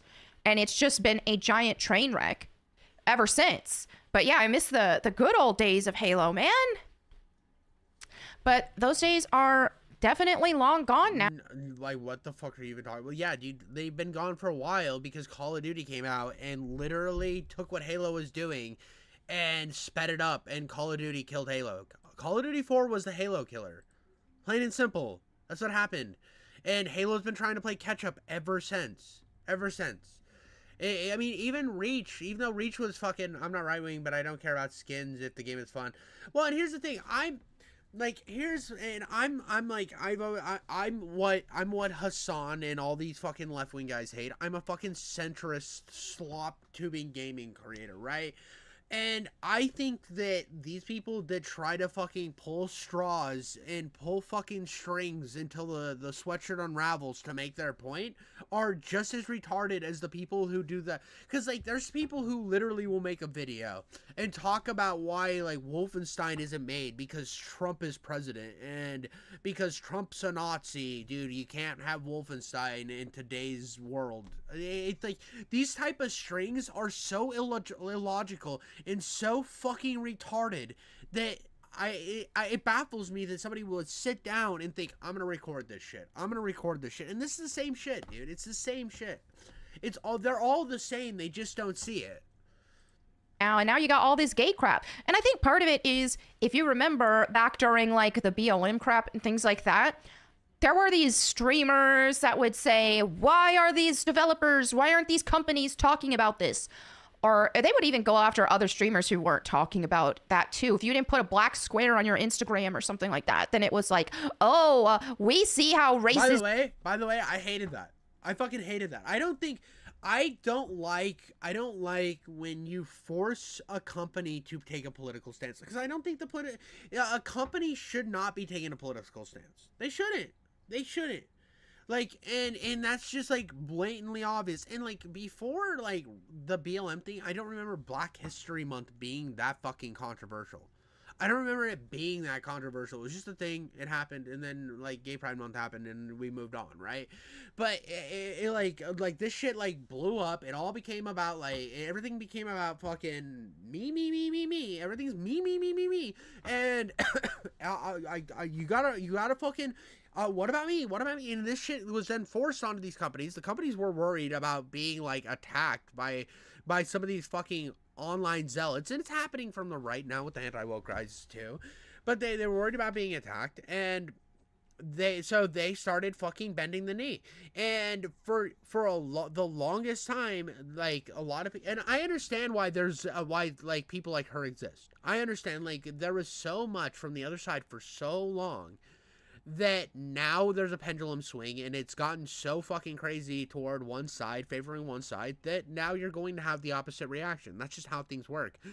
But because of that, this is how you end up with people like her, and then on the other end, this is how you end up with like people like Noah Samsen and like what's some of the Ethan is online and all these bread tubers. This is how you end up with these people, is because they, in their mind, they're fucking like they're fucking activists. She uses the word activist like it's some sort of like fucking derogatory term, when that's exactly what she's being. She's being a little whiny online activist. She's a right-wing SJW. That's all she fucking is. It's your being, and like I didn't do that black square thing, right?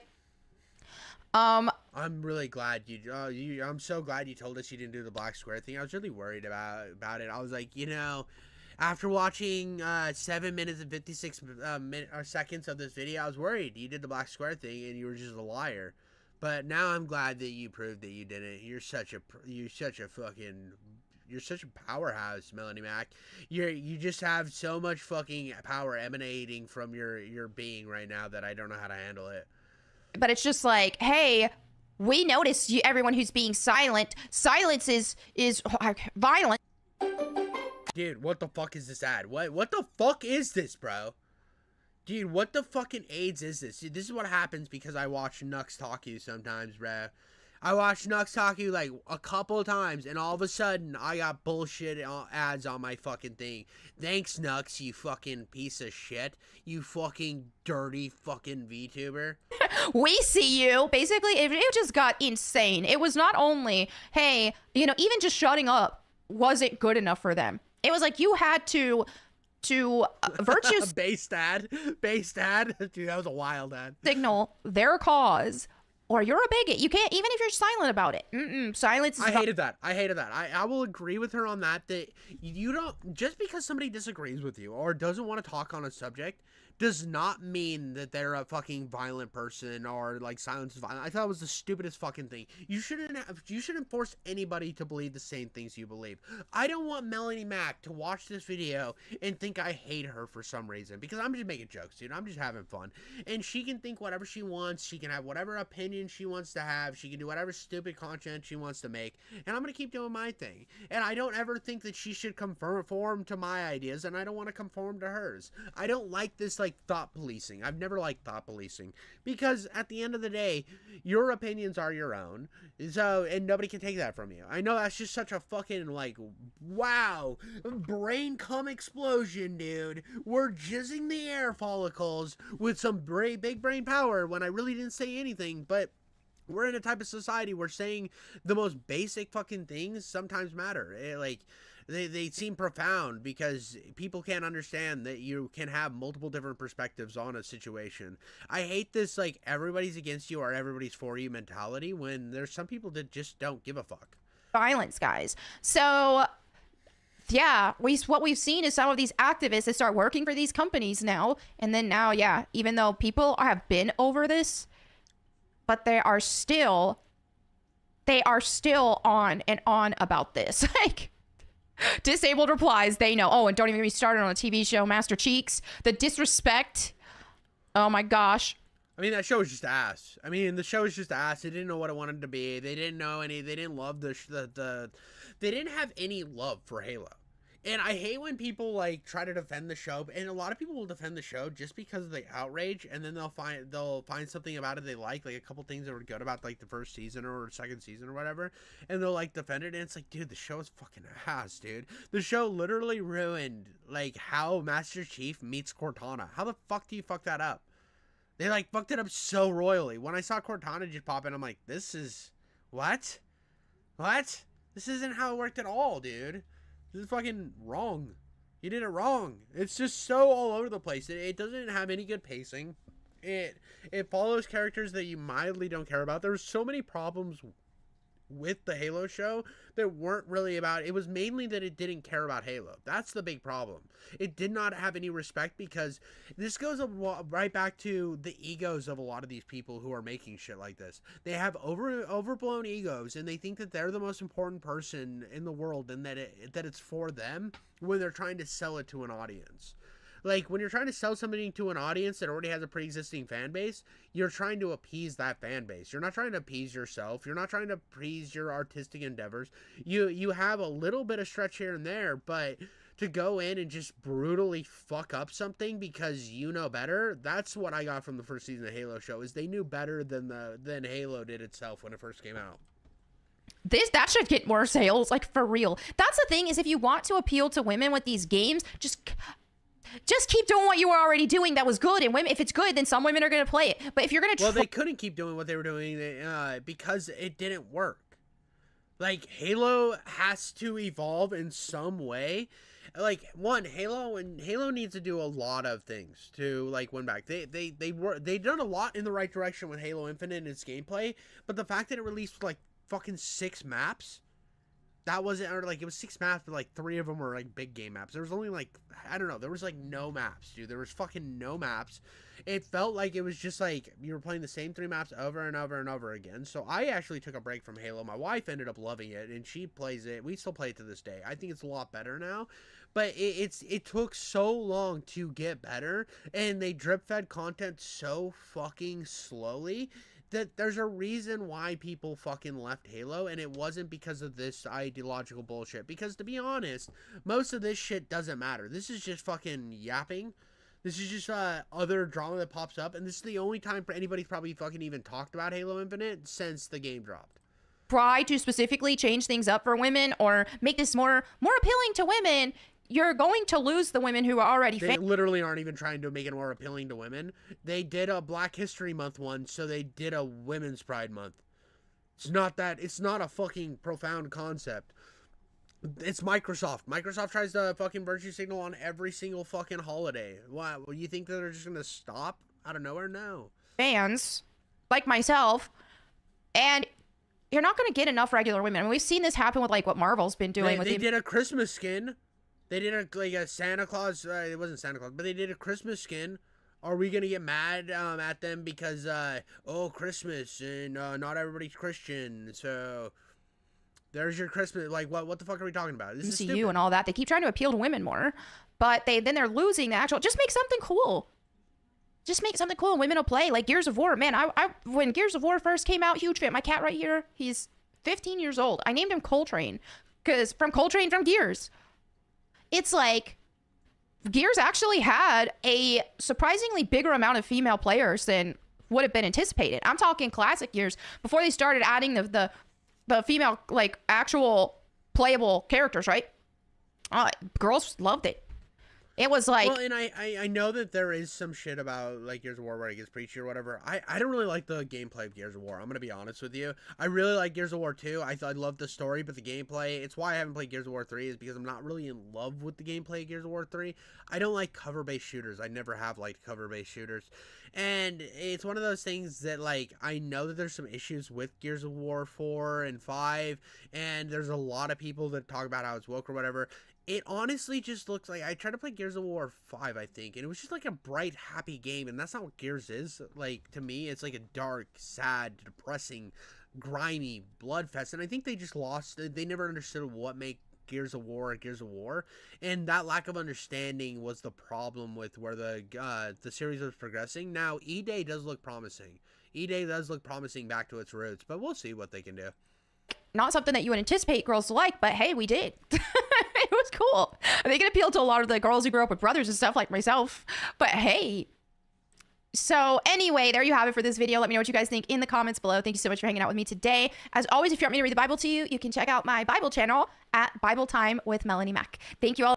Dude, I am not about listening to you read the Bible to me. Remember back when COD versus Halo was still a thing and people called it Galo? Yeah, it's canon now. Halo died with Noble 6. I mean, like, everybody knows Halo's been in trouble for a very long time. Like, and here's the thing. I actually think Halo Infinite's campaign is really, really fucking good. I actually really like Halo Infinite's campaign. Did it need to be open world? No, but it was fun to have an open world Halo game. It's like, when I was a kid, when I first played Grand Theft Auto, my first thought was, what if Halo was open world? And I finally got that. So it was like awesome for me. I really enjoy Halo Infinite's campaign. I liked Halo Infinite's gameplay. I think that their biggest problem was UI, their lack of maps, then when they had maps, there are issues with map rotation, which makes the game just annoying as fuck to play. There's a lot of issues with Halo that could have been fixed, and instead they focused on, I don't know, nothing. They just let it fucking die, and that's Microsoft's biggest problem, is they don't try to, like, fix their games. They just let the shit die, or they'll get it to, like, a decent spot, and then they'll abandon it. That's just kind of their thing, but I don't know. This was fucking stupid. Like, the Halo is gay now is just such a fucking stupid thing. It has nothing to do with the video. She was like mad because of women, I guess. I don't know. I mean, I'm downplaying and like being disingenuous about her argument, but it's a fucking stupid video, dude. That was a fucking waste of time. And I know people are gonna be in the comments telling me I'm a fucking waste of time. Okay, my bad, bro. My bad. But like and comment, dislike too, dude. Just like the fuck out of the video if you don't like it. But we are going to talk about another embarrassing IGN moment from Penguin Zero. Now, this one was interesting to me because I recently critiqued Invincible, right? Before I watched Season 3, I did critique, and even when I was watching Season 3, there were some situations where the animation is still pretty bad, especially when you consider it, like, some of the stuff out there, like Demon Slayer, Chainsaw Man, Jujutsu Kaisen. There's some peak animation going right now in the animation world, and Invincible is, like, serviceable. It's serviceable. It's good. It's not terrible. I think a lot of people calling it terrible are a bit of a stretch. I think it is a bit of a stretch. And I was a little bit, I'm like a part of, I can consider myself a part of that because I did put it in the thumbnail that this was terrible for clickbait and engagement. And it worked. It did a good job for me. I mean, what are you going to do? I mean, I'm a YouTuber. I do YouTuber things. But I think it is a bit of a stretch, and I think I said that in the video. But I do have to say that, like, I think calling it terrible and people who say the show is bad because, like, the animation is choppy sometimes, that's not really, that's so disingenuous to the actual story being told, and I think that's fucking stupid.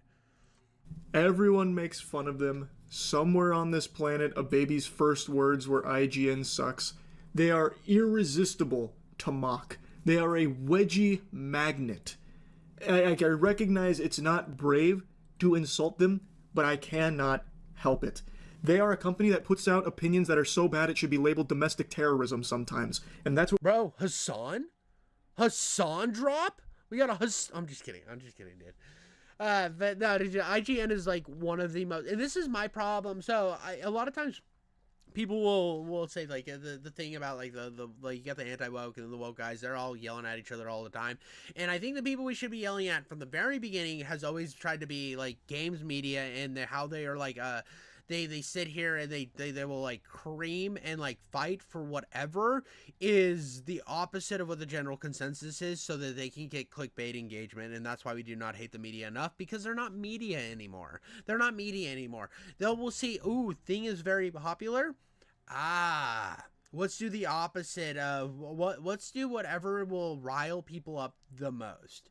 And they also see like some of the stuff that like the Dragon Age of Elgard thing, where they give it a 9, and the consensus is that game's not good, even from people who are like defending its like very, very, very patronizing and propaganda style writing.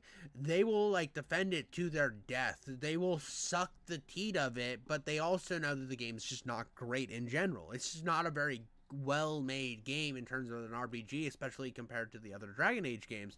Now, I'm not a big Dragon Age guy, so I don't know. I just saw the playthroughs and I thought it looked terrible, so I refused to play it. I own it because PlayStation gave it to me. I didn't really want it, but I take every free thing that PlayStation will give me because they make me pay for it online.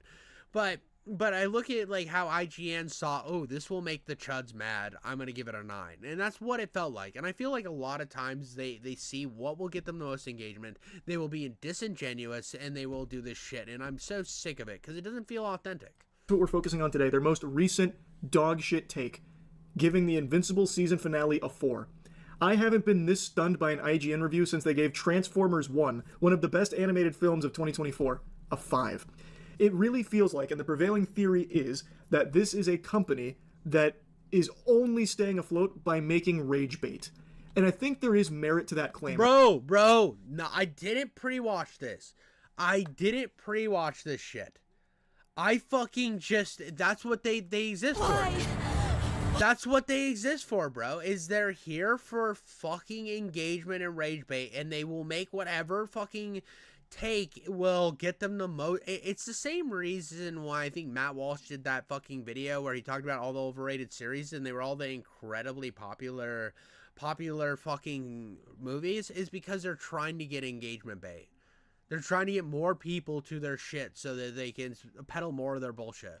I think there really is a legitimate chance that there is an internal memo for the workers at IGN that they have to produce the most incendiary, terrible reviews in order just to get a couple of those quick clicks from people that want to leave an angry comment about it. And if this conspiracy theory is... they're like, oh, Invincible season 3 finale is bad. And then somebody's like, you're a fucking cum dragon piece of shit. I hope your dad gets hit by a Radio Shack flying through the sky. It's the last one. It's still in operation. It hits him and he explodes into a bunch of Beetlejuices.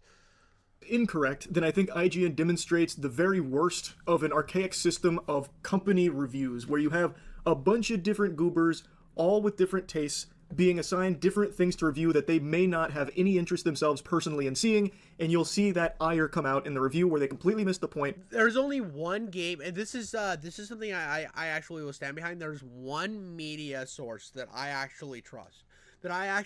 One fucking YouTube and like online fucking news outlet, and that is GameRanks. I like GameRanks. I think GameRanks, they have issues where they engagement bait sometimes, but I think the Before You Buy series, a lot of their rankings, I think they are very fair for the most part. Sometimes they are pretty bad, but for the most part, the Before You Buys are super, super fucking good. I think the Before You Buy is one of the best ways, like, there's two things I will do if I'm interested in a game. I will look up to see if G-Man or Before You Buy has made a video on it. If I will watch the Before You Buy, and if I'm still not sure on it, I will watch the G-Man or vice versa. I always like those because I think that they give me a good readout of what I'm going to be getting in the game.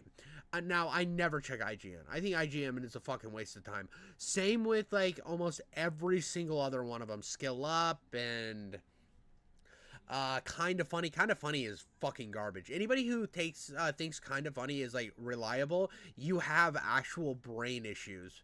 or they go into it like a fucking chip on their shoulder and make a review that is clearly from the perspective of someone who either didn't want to watch it and refused to actually engage with it, or truly just didn't understand it at all. So what the fuck is the point of them reviewing that in the first place? And that is exactly the case of this abomination of a review for Invincible Season 3's finale. Now, I think there's things to not like about it. I thought it was amazing. But I do know that there are some things you could definitely point to and say, that wasn't super strong. But overall, I feel like there's no really good argument you can make that it's a 4. A 4 on the IGN scale means it's damn near unwatchable. Yeah, dude, 4 is fucking, like, the worst thing ever made. And I hate that they'll give, like, something that's absolute trash a 7, and then they'll be like, but it's from, like, a really big company, game company, and they're like, oh, well, I kind of still want to, like, give it a 7 because this and this, and then they write some bullshit down there. But then, oh, they'll give something a 4 out of fucking nowhere, and it's not as bad as they said it was. One case, and I know people are gonna, I love Gungrave Gore. Is it the best game in the world? No, but it's like a 7 out of 10. It's like a 7 out of 10. I think they gave it like a 2. Though admittedly, it seems like they're playing real odd hardball with some things where, like, they know their reputation is basically just Johnny Appleseed with 8s, where they're just throwing out 8s to literally anything that moves with a picture on the screen. And like any game that turns on, I feel like they have recognized that that's the reputation they have. So they've tried to swing the pendulum in the exact opposite direction. So now they're trying to be all like big, tough, puffing out their chest, smoking a cigarette, and giving out like 5s and 4s to things that are actually really good.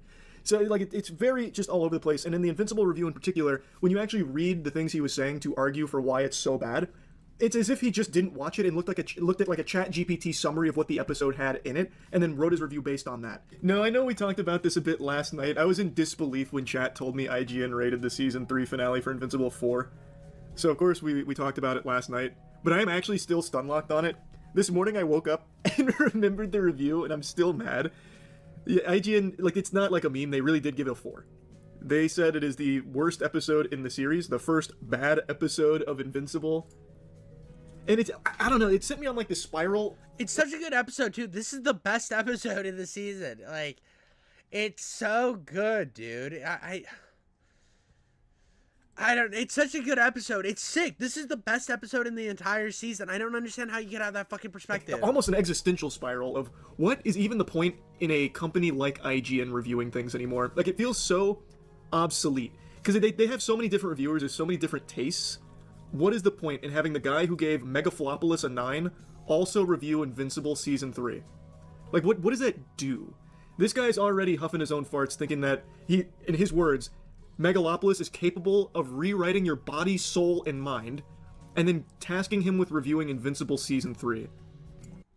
Why can't you stay organized? Dude, even Jeremy Johns was like, I thought Jeremy Johns was gonna like suck off fucking...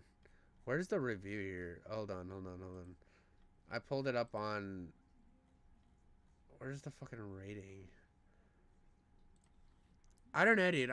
I'm seeing like a lot of IGN season finale exclusives. Right here. Let's pull up the review real quick. I want to look at the what else this guy's reviewed. Let's go on a little bit of deep dive. By Shadon Al-Adak, whatever. He did the full, did the unicorn. What have I done? Blah, blah, blah. What else has he reviewed? Mickey 17. I haven't seen that. Together. What the fuck are all these? Does this dude just do the fucking TV shows? Oh, let's see what he gave Joker, toward a blah, blah, blah, blah, blah, blah, blah. We're in charge now. Let's see what he gave this. Anyone have a problem? Well, I'm excited to see what he gave fucking Joker real quick. This is, video review. We'll skip to the end. I'm not gonna, like, do this fucking guy's whole thing, but, let's skip to the end and see what he gave it.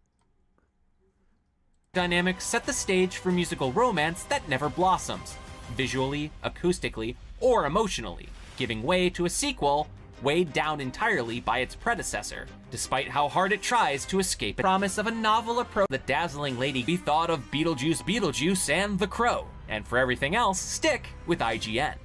Hold on, where's You still think you're a star? The worst thing about Joker Folie à Deux is its unfulfilled potential. It begins with the sequel gets bogged down by a lengthy courtroom saga, which not only keeps the dazzling Lady Gaga away from the spotlight. Hold on. I want to find something that I've seen that he's done. So he did that. Hitmonkey season 2. That was kind of a letdown.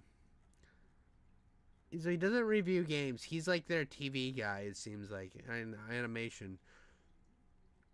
I don't know. I'm not finding anything that I actually give a fuck about on here. That sucks, dude. I was really wanting to find something that maybe... I haven't seen a lot of this shit. He gave all of Invincible Season 3 a 7 out of 10. I saw that. But I don't fucking know, dude. Mr. Gray, The Gray Man, The Boring Identity. I didn't hate that movie. I mean, it's not great by any means. But I'm trying to find something that he's reviewed that I care about, like, at all in the slightest. I don't know. I haven't been watching movies as much lately, so that's kind of my issue. I don't know. What did he say about Hitmonkey Season 1? Because I thought Hitmonkey Season 1 was a good fucking show. I really liked the first season. Is it the best thing ever?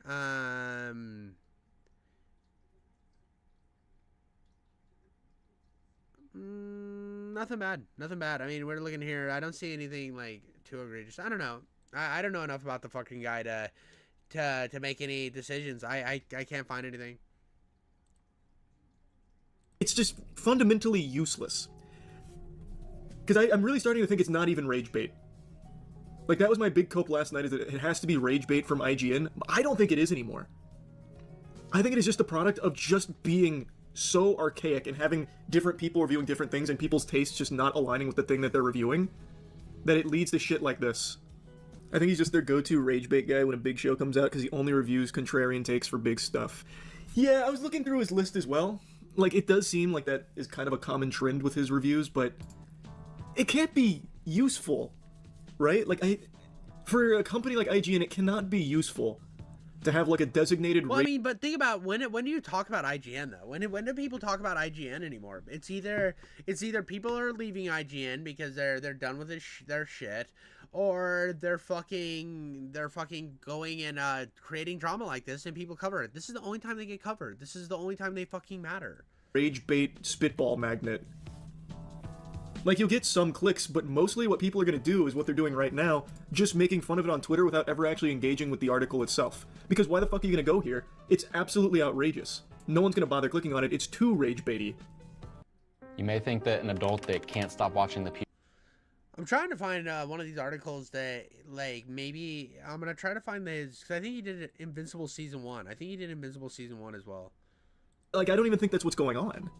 But they're not getting rage clicks is the argument I'm making. When you have something that's this egregiously off the mark, no one's going to ever actually click on it. They're just going to make fun of it on Twitter from just the headline alone. And I think that's totally fine to do because this is so ridiculous, there's no possible way of justifying this review. And when you read it, it's very clear he either didn't watch it or purposefully just throws the most outrageous statements about it.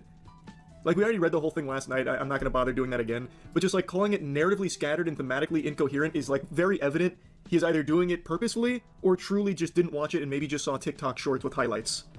But look how many comments this article has. I bet it has more than any other review from this year. That's a really good, actually that's a really good thing to look at. This article has 460 comments. What is this? Well, this is a bad metric because this is another one of his stinkers, but what does this one have for Megalopolis? 314. It's not a huge difference. Is this movie out yet? Did Drop come out? I really want to see it. They gave oh my god. They gave Drop a 7. This is that god-awful Blumhouse hemorrhoid where it's about a woman who gets a FaceTime from a criminal who's got her family held hostage if she doesn't kill her date. And it's the movie about just like text messages coming through and Ring doorbell. That sounds fucking awful, dude. That looks fucking awful. Gave that a 7. I mean, I haven't watched it yet. Maybe it really is super good. But it does seem like the Invincible 4 has more engagement than most of their other reviews. So maybe it is on purpose. No, their Monster Hunter Wilds review has almost double it. Their Mickey 17 one has 3 times the engagement of their Invincible 4. Well, and that movie's like super contentious, and I hear that it has all like even Jeremy Jahns talked about how it's kind of all over the place at times. He said it was a good movie overall, but it has some issues that are like just blatantly like take you away from the storytelling. And it seems like where those issues are coming from is where it has the obvious Donald Trump character, which seemed very forced and just out of nowhere.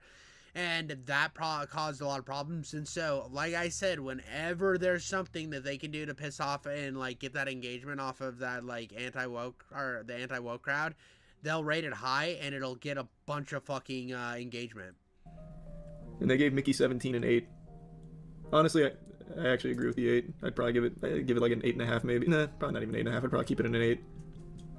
But even still, I think just going through that. And that's what I heard about Mickey 17, that it was like good, but like the thing they kept it from being like a masterpiece, where was like the obvious fucking what's his face, the Incredible Hulk guy. He basically played like an over the top Donald Trump character. Makes it kind of clear that it's not like rage bait does a ton for them. I just really think this guy has dog shit taste, and they put him on Invincible. That's a recipe for disaster. Like, I just don't see. I really do not see the point in companies anymore doing reviews where they have like a staff of reviewers that each do different things with different tastes. Like, I think there's just so much more merit now in just like individuals. Like, you find someone whose taste that you find like a lot of like commonality with, and you'll see. This is super important. This is why I like Game Ranks, because they have two people to make videos. They got the Falcon guy, and then they got Jeremy. What is his name? Jared Baldino. Jared Baldino, and then the fucking Falcon guy, and that's it. That's what all the videos are. That's everybody who makes videos. That's those two fucking guys. You know what you're getting. You know who you're listening to. It's fun. It's fun. You know what you're expecting with Game Ranks almost every time, and it feels genuine because it feels like it came from those guys. What they say about a property, which is why things like Letterboxd I think does pretty well. Did he have any specific complaints or just generalizations? He had some specific complaints, but they're complaints that an actual lobotomite would make if you sat them in front of the screen. It just does not seem like, based on everything he's stated here, that he even watched it. Like, and I don't mean that as an exaggeration. It really does read like he didn't watch the episode. So, like, for example, he says like a hero's dilemma here never even arrives. Like, That's not true. That's not true. He has like the whole dilemma where he realizes that he sometimes needs to kill, and that happened at the end of the last one, and he fucks this dude up because he knows that if by leaving him alive, the earth is fucking dead, so he knows that now he has to kill. He cannot back down anymore. The show worth watching. I think Invincible is a must-watch. The only complaint I have about Season 3 is its animation. Like, it feels like it's on a shoestring budget for absolutely no reason. This is the show that should have the budget of fucking Rings of Power. Like, Absolutely. Nobody gives a fuck about Rings of Power. That shit's trash. There's no excuse why the animation should look as bad as it does for 6 episodes. That's the only complaint I have. IGN also gave the first 6 episodes of Severance Season 2 a 6. What? We do this like once every 8 months, just going through the absolute lunacy of IGN reviews. Oh, here, this is what you're saying. Severance falters by holding too tightly to its secrets, leaning too heavily on vibes, and getting its 10-episode second season off to an agonizingly slow start. Well, I super disagree with that. I think this works for the most recent episode. I'll avoid spoilers, but for the most recent episode, okay. That criticism I think would apply. But for the first 6, not really. You learn a lot for the first 6 episodes. A lot of secrets. Holding too tightly to its secrets, IGN criticized the show for having a plot. Yeah, but like I said, it's like, oh, IGN plot, fucking get me out of here, bro. It's not lecturing me. It's not sitting me down like the good little bitch I am and just telling me exactly what I need to think. That argument, like, this is a fine point to make if you were talking specifically about one episode. But to say that as a blanket statement for 6 episodes of Season 2 when so many things have been revealed and then just the criticism I haven't watched this show. I don't have Apple TV. I think about getting it, but I don't really want to get another streaming service right now, so it's one of those things that it's like... I watched some of not Severance, but I watched some of, like, the first 3 episodes of a couple of shows while I was on a plane one time. And I was like, I mean, some of them are interesting, and it makes me think maybe I want to get it, but then I just decide not to. There's too many vibes. That's just rough. I think she really missed the mark with the review on that. Aren't all reviews subjective? I don't get the rage people have over these reviews. Yeah, but this is... I think you can make a very strong case that this is... But here's the thing, like, you should... I understand it's always subjective, but when you are You're supposed to be, like, a critical, like, reliable source. You're supposed to be, like, something that people go to know if it's good or not. Like, you're supposed to be reliable, so you should go into it with as much objection or objectivity as you possibly can. Now, I purposely tell people all the time, I am not objective. Do not come to me for objective takes. I am a guy that likes to make cum and ass jokes on the internet. That I am not your objective guy. I'm never going to be your objective guy. I'm going to have very different opinions to what you believe, and that's what I am. I don't want people to come to me for the objective thing. I want you to come to me for my cum falcon jokes. But a site like IGN, I feel like they have almost a it's almost like they have a courtesy that they need to provide to people. They have one reason for existing, and that's being more journalistic, being more honest, and to just be dishonest and petty about shit like they are sometimes is just so fucked up. It's so fucked up. And it's like why I don't trust this or Kotaku or any of these things, because they're just here to get engagement. They're just here to spur the culture war. And if you're like, oh, well, IGN doesn't spur the culture war, shut the fuck up, dude. How many times a day do they need to post the same shit? Because they know that it's getting engagement. You can follow IGN on Twitter, and once the Assassin's Creed drama pops off, anytime that pops off, all they do is repost the same shit over and over and over again to try to trigger you. This is just so objectively bad that it has to be on purpose. Because reading it, I don't want to just reread it because we did it last night and I'm already still fucking stun-locked on the topic. But reading it, it seems as though he didn't even watch it. Or if he watched it, he just did not want to be And here we go. Who's better suited to play a transitioning bad guy rather than the final boss of such an emotionally loaded season? Not only have we never seen Conquest prior to last week's closing moments, but he's also devoid of any real ideology. That's the point. That's his point, is because the Viltrumites he is just an arm of the Viltrumites. He is there because he has one job: conquest. That's his name tells you all of that. Context clues on your fucking face. They're literally standing over you, slow jerking. They're fucking DSPing on your fucking noggin, and you're too retarded to even get that. Like, that's so dumb, dude. It's to set up, it's just preemptively set up how big of a problem the Viltrumites will be. Because we've seen that Omni-Man's a problem. We kind of saw at the end of season 2 that the Viltrumites mean business when they send people, but we haven't seen anybody that's like on the level of Omni-Man or on the level of somebody that can really fuck Mark up in terms of power scaling, and this guy was. He fucked Mark up, and was his point, because if he's just one of the generals, who the fuck's his boss? That's who's coming. And that's what it's setting up for, and that's what's cool. Actually bothering to engage with it at all. So, like, it's not even subjective. He's not even grasping what he's looking at. Like, the only actual thing that I think has merit is this statement right here, where he's talking about after all the civilians were dying during the fight, something that was very traumatic and something we explored a lot in Season 3. Mark doesn't directly acknowledge it in the episode. That's a fair thing to point out. That is fair. I did notice how they were just fucking flying through buildings, and I was thinking about all the people that died. And the way I looked at it is I thought about it as it hit a point, and Mark hit kind of a realization by this point that, like, you can't win. You can't win. You can dwell on it forever, but it doesn't matter. You just have to do the right thing when it arises. That's kind of what I took from it. Now, I know a lot of people are going to disagree with me, and there isn't really much you can do in that situation. So you have to just cut out and move on, because if you let it, if you like break down to the same level as the guy who is like the electric guy, I can't remember his name, but he was played by yo bitch, he was played by whatever the dude from what was his name in fucking Breaking Bad, dude? Jesse Pinkman. If you let Jesse Pinkman fucking decide, like go down a spiral like Jesse Pinkman did in that show, it's the voice, Aaron Paul or whatever. If you go down that spiral, you will end up just like him. So it's best to acknowledge it and move on and know that there was nothing you could have done differently. And you just move on. Like, to acknowledge it every time and to become a little fucking mess every time is just going to lead to more weakness, and you're going to become the thing you hate. I don't think he really had a chance to with the way the episode was moving with the pacing. I think that's going to be something that's explored in season 4 to a certain extent again. But to say like the hero's dilemma and all this was never even realized and it's all shallow and bad, it's stupid. It's very stupid. It's like, it's not even, like, he watched something else. Man fell asleep and dreamed episode 8. I've had a real 180 on cats since having a cat. What's it called? Toxoplasmosis, where they brain control you with their shit?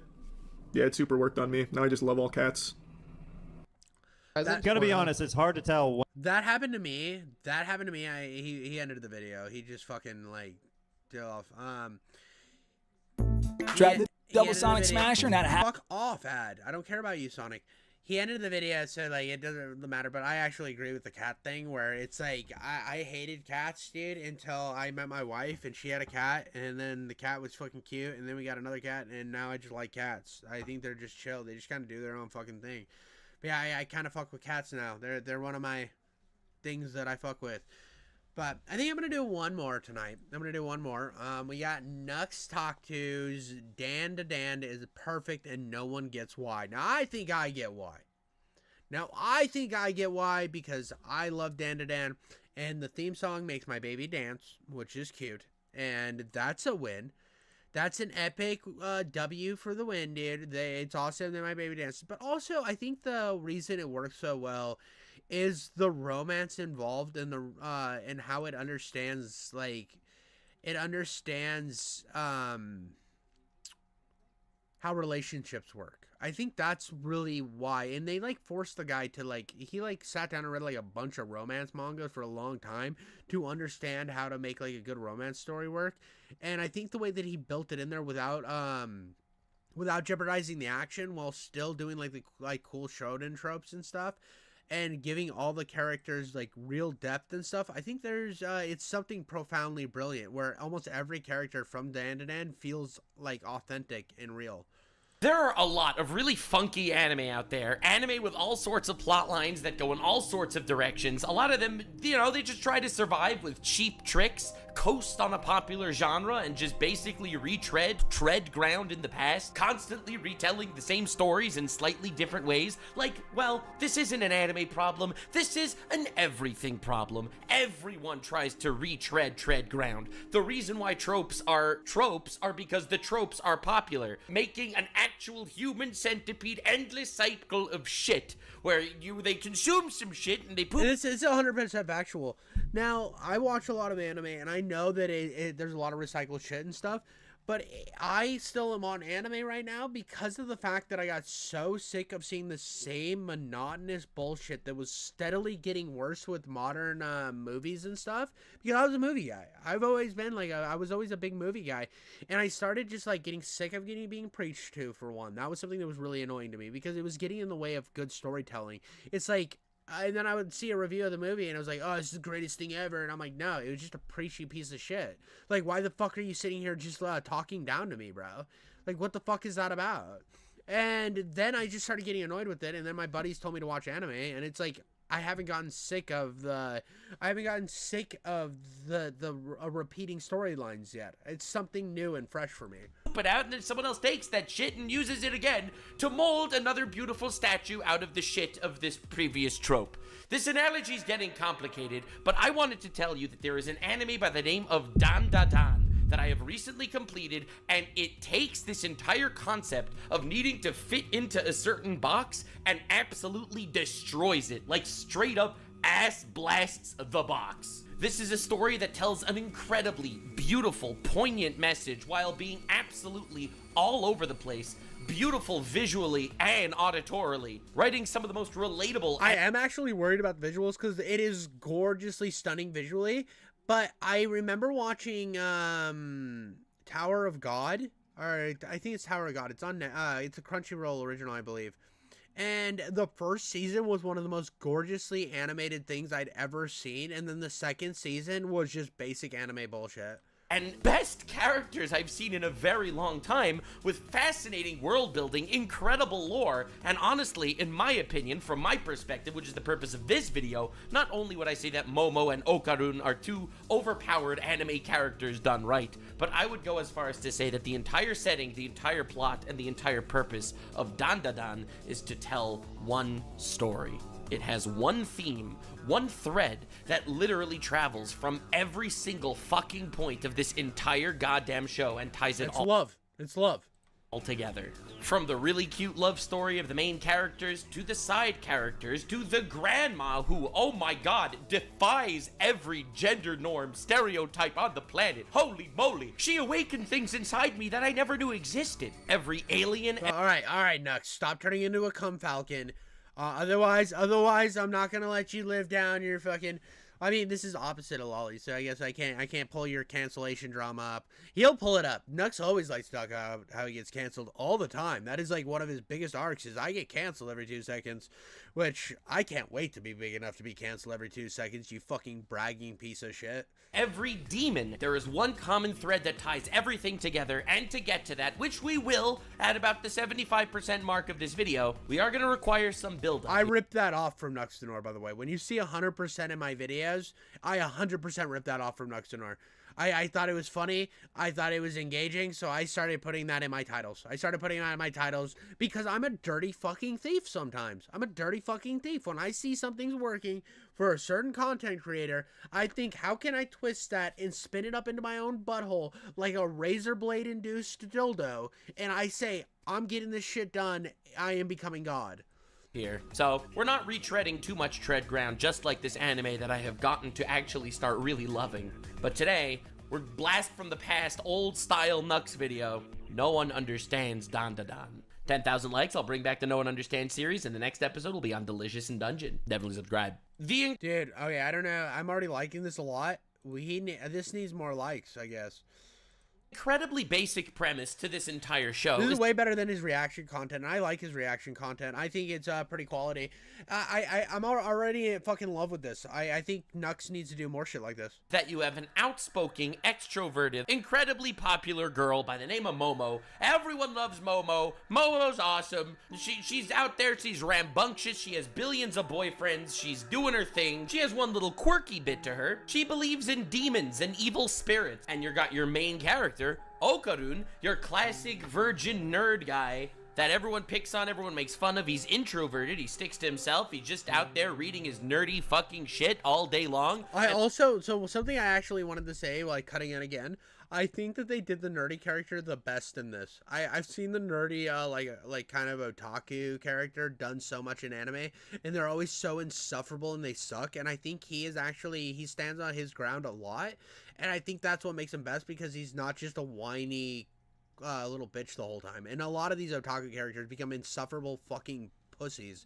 I fucking hate them. They're all like whinier versions of Naruto, and Naruto's a bitch and we all know it. And a little quirky weirdness he has to him is he believes in aliens. Momo thinks that Okarun is a whack job for his idiosyncrasies, and Okarun thinks that Momo is a nutcase for her idiosyncrasies. So they put it to the test. They each dare each other. Momo ends up proving that there are actually aliens when she gets kidnapped by aliens, and probably one of the most uncomfortable scenes that makes it incredibly hard to recommend Dandadan to literally anyone to watch. And then... Dude, it's a fucking awesome scene, dude. It's fucking wild. So here's the thing that's so great about Dandadan, and why I love it so much, is Dandadan pushes the bar. It pushes the bar with the uncomfort, and it kind of heralds to something like where I talk about, like, in Berserk, right? Berserk is so brilliant because Berserk doesn't shy away from the brutality, and this show teeters on that same line but utilizes it in a comedic effect, and I think that's brilliant that it does that. It takes this almost takes everything almost way too far and then reels it back in with its comedic effect, which makes it land harder. Got on the flip side Okarun, who gets possessed by an evil spirit of a creepy old lady that is trying to steal his testicles. More on that in a little, because yes, we are actually tying in the testicle plotline into the overarching analysis of this video. Didn't want to mention that earlier because I was afraid to scare you off too early. Okay, now make believe you didn't hear any of that and we move on.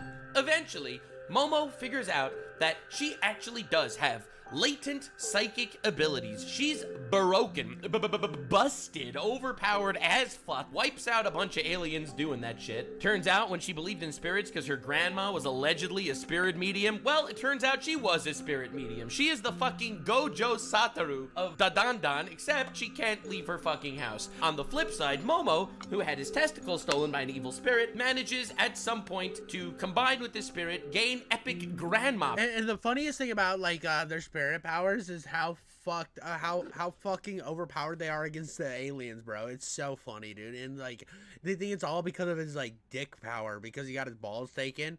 It's great. Powers, as they're called. We're not talking about grandmas for the entire video, okay? All right. Okay, that was a lie. We're gonna be talking about grandmas for the entire video. Yeah, we gotta talk about grandmas, dude. Sometimes grandmas just be looking juicy as fuck and you just want to plow them titties, bro.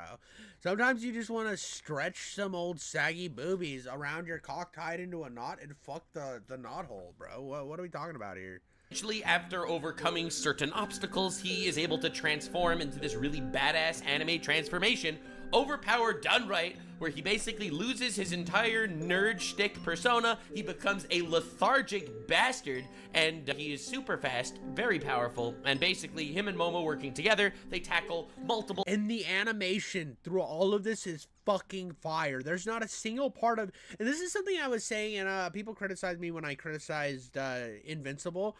Now, I think Invincible has an incredible story, and I want that to be known that I really like Invincible, and IGN is stupid for giving it a 4 out of 10, especially on that season finale.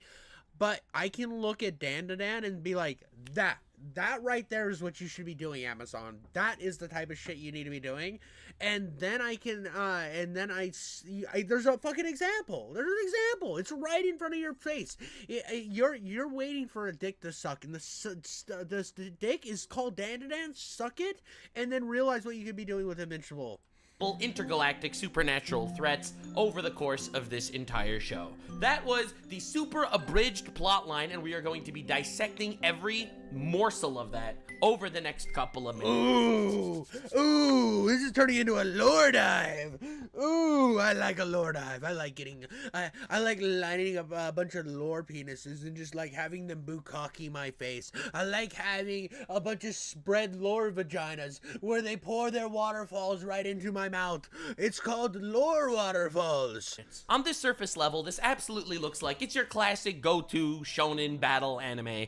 You know, you got your girl with her powers, you got your dude with his powers, they're fighting aliens, they love each other, guy gets girl, everything's happy. Basically, it sounds like your generic battle fantasy. The irony is, that can't be more wrong. When defining this plot, based on the aforementioned knowledge that you have of different tropes in anime and in other pieces of fiction, that's what you think this show is gonna be.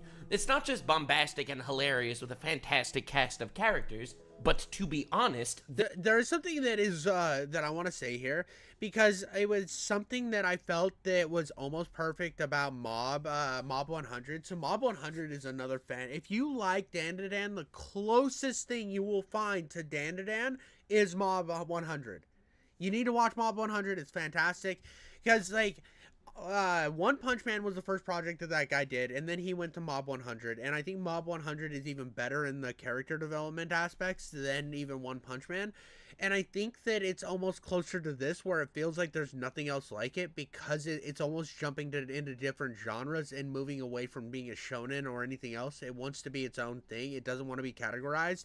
And I feel like Dandadan took that and does it even better. I think that it does it better than Mob 100. Now we'll have to see how this ends and how it all fits together by the time it's finished, because Mob 100 finishes perfectly. It has the perfect ending.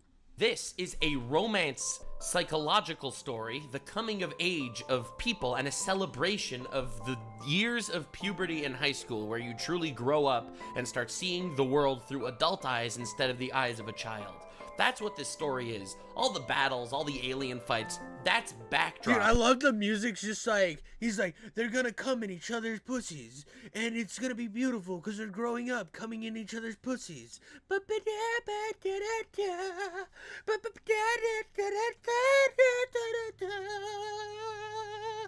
It's great. It's great. Compared to what the actual main plot is, these two people coming out of their shells that they existed based on past traumas for individual reasons, bonding together and joining forces to actually take on the world. It is a celebration of youth, a celebration of adulthood, and more than any of that, a celebration of the very awkward transitional years in between. Now, let's look at their powers just for a second, because I outlined them to you before, but from the perspective that this is a show celebrating your formative years, let's try to understand why their powers are what they are.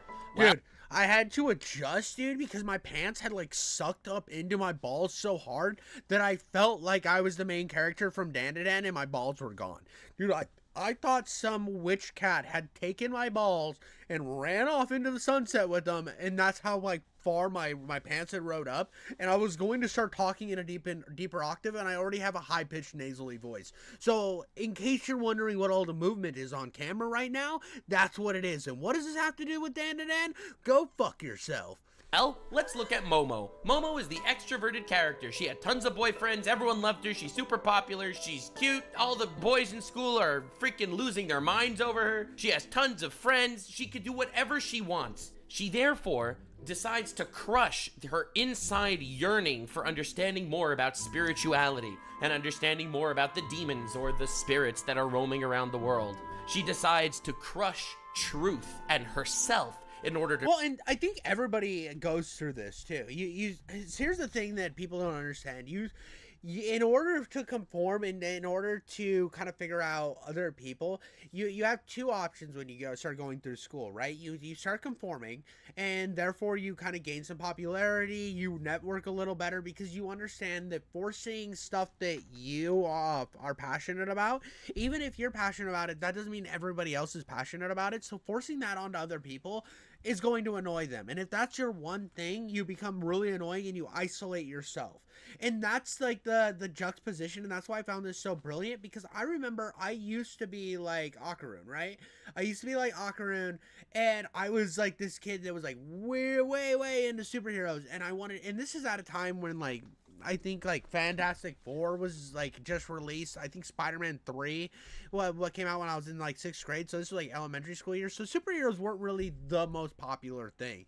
So I was like the little nerd kid that was, oh, Spider-Man, Punisher, and I didn't want to talk about anything else. I didn't want to try to engage. I didn't want to try to relate to anybody, and because of that I isolated myself. And I felt like everybody was against me, and I thought that everybody was my enemy. And it wasn't until I started to, it wasn't that I shoved that down. I found a balance between the two characters where I understood how to kind of figure out my passions and how to relate it to other people. And I also didn't just overwhelm them with my bullshit. And that's kind of why I think I relate to both these characters really well, because I kind of I kind of lived through what he was going through at the beginning of the story, and I've also experienced that kind of shoved down effect that she has, and it really hits close to home for me. To be molded externally to the people around her, so she could be the popular girl, so she isn't looked at as the weird one. She's someone that always has a smile on the outside, but a big frown, a lonely frown on the inside. Now, if you look at Okarun, he is a polar opposite of everything that I just described. Internally, he is super comfortable with the idea that he believes in aliens. Internally, he is super comfortable with the fact that he is who he is and he believes in what he believes in. His issues are the externals. He cannot at all make friends because he's just so weird with all of his wild obsessions for different things. And I 100% was that way. I didn't understand how to present it to people, and there was a little bit of time in middle school where I shoved it all down, and I was kind of just miserable because I didn't know how to relate. And then I kind of figured out how to take it into a more of a comedic approach, and I would use it kind of as a butt of a joke at that time period where I belittle myself in a way, and it was just kind of a sad thing to do, but on the outside I was always smiling, and it took a while to find that balance. And I think finding that balance is so good for people, and it's so important. It's just something I wanted to cut in and say. I think everybody has an inner giggity schmoodle, and they have to let it go. His flaws are all external as opposed to internal. So when they eventually become friends and bond over their new discovery of each other and of the different fantastic sci-fi fantasy elements of the world with each other, this is a relationship forged on literally being there for your friend in positions that they can't be there for themselves. Okarun gives her the position to actually start introspecting and helps her actually become more friendly and come to terms with her internal self. And on the contrary, she is willing to be an outward friend with Karun, despite the fact that she's the popular girl and he's just the nerd in high school, and he is actually able to make friends and start talking to other people, not just Momo, but other people in the school as well, helping broaden his social circle, and she can actually help him come to terms with his external self. Individually, each of them are broken in a different way, and together, not only do they make up for each other's flaws, but they enhance them as a unit, and as a combo, they're actually able to be there for each other. A fucking unit. The biggest of units. A big, fat, stinky wiener. I had the biggest of wieners. Big old unit. He doesn't have a unit because a witch took his unit. A witch demon ghost took his little wee-wee, and then they had to get it. Other. Now, look at how this represents itself in regards to their actual powers, because whoever put this show together is a fucking genius. Now, Momo's abilities are these... And again, he went through some, like, crazy shit when making this show. He went through some absolute, like, mad Chad, giggle lad fucking bullshit to make this. He made sure that he researched so much because he wanted to make something different. He wanted to make something original. He wanted to make a romance shonen that had never been seen before, and I think when you put the time and effort into something, it pays off sometimes. Like, obviously, you can go too far and be too critical of yourself to where when you finally do bring it to it, it ends up like Megaflopolis. But at the same time, I think that he understood a breaking point where he's like, okay, now I understand romance, and I'm going to tie that to what I already know about shonen, and it's just brilliant balance. Psychic powers, spirit hands bullshit that she's able to pull out of her asshole and attack people with and shit. Now, this is a very cool power, telekinesis, whatever. It is a purely internal power, and she is someone who always was really good at the externals, but always completely floundered with the internals. So only after did she unite and combine and join forces with Okarun was she able to access her internal abilities. And on the contrary, Okarun, who always was cool internally, his flaws were external, he is a type of character that doesn't actually have these powers as an internal power system. He got these powers from the outside, from joining forces with Turbo Granny, the grandma demon spirit that stole his testicles and talks a lot about her titties, even though they're very flappy. Listen, I told you, this anime, it's a masterpiece. Just a lot of people might not understand it. Dude, love me some flappy granny titties. We already talked about the knot, but another thing is when you're having sex with a granny, you can throw the boobies over your shoulder and they slap the back of your neck. And sometimes some dried powdered milk shoots onto your back and it's fantastic, dude. Because then you can go jump in the bathtub and you're taking a bath milk then.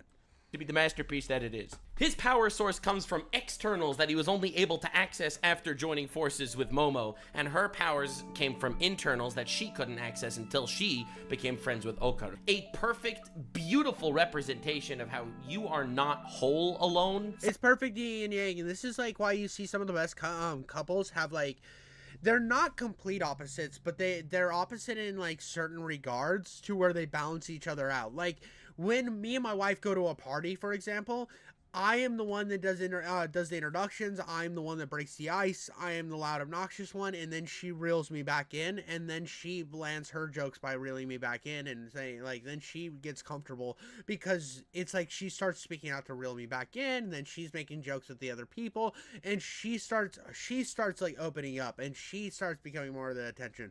I'm the icebreaker. She's the fucking cool one, right? And because we have that dynamic, we work so perfectly together, and we have so many things that like one of us does well and then the other doesn't do well, and we like fit that balance. Now, like all couples, everybody there's always room to improve. I'm not saying go find somebody who believes everything opposite of you and then just expect it to work out right, because there needs to be like some there always is going to be like some comparisons, like he said with Okarun having like the internals down and her having the externals down. They both have something down in that regard, and they understand, and they both have like some passions that are in the occult. So they have this one line that draws together, and so they can help each other on that balance. So they have that teetering point, which is the occult, and then it's about balancing everything else around it, which is their yin and yang.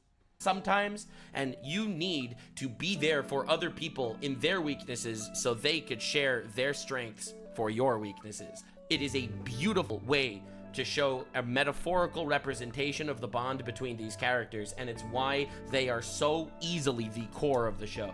Most battle shonen are about the battles. Most shows that you watch that involve aliens and demons and fighting and shit, it's always the fights in the forefront, the epic power-ups and battles in the forefront, and the little romance plot lines are kind of the behind-the-scenes shit that definitely helps the story progress, even though they are never really the major focus. In Dandadan, it is the complete and polar opposite of that. It flips the formula on its head. The purpose of the fights are not for the fights to be the climax, but the emotional climax between these characters have always been the forefront of the actual story. There's a little trick that I have in regards to figuring out exactly what the writers are telling you when it comes to a different show. What is the writer himself focusing on when they are telling this story?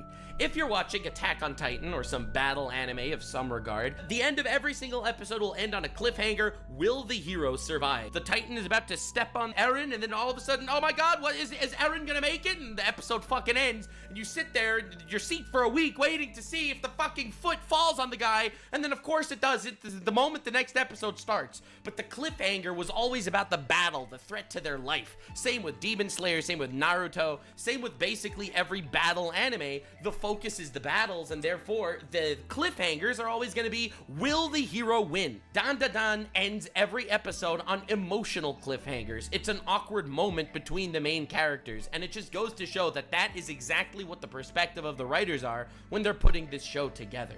Now, the puberty formative years where everyone has to actually find out who they truly are, grow into themselves, and not just be a little kid that gets commanded and controlled by his superiors, and someone that actually starts making their own decisions and starts growing into who they are, figuring out that they are a person as an individual and not just a weird mold of the people around them forcing them into positions where they don't necessarily want to be in. I would argue that... I do want to say something on the emotional pull. I know it's a little late, but I thought you might say more on it. I think he's 100% right. I think that, like I said, the dude spent like fucking endless amount of time. He basically found every romance manga and he read that bitch because he wanted to create authentic, like true romance and true character buildup that you could find in more of a romance manga without it going full romance. He wanted to find that balance, which I think this is something that a lot of people kind of forget about with like perspectives, and this is like what made something like South Park so great for so many years, is because South Park always tries to bring as many different perspectives to the problem as possible to try to not appease to only one group of people, to try to appease to a bunch of different people, but not like sacrifice himself in doing so. And what I mean by that is, like, you look at Dandadan, it doesn't sacrifice being a good battle shonen, and it doesn't sacrifice being a good romance anime. It finds this balance between the two, and it tries to appeal to everyone while also just being authentically itself, which is so brilliant.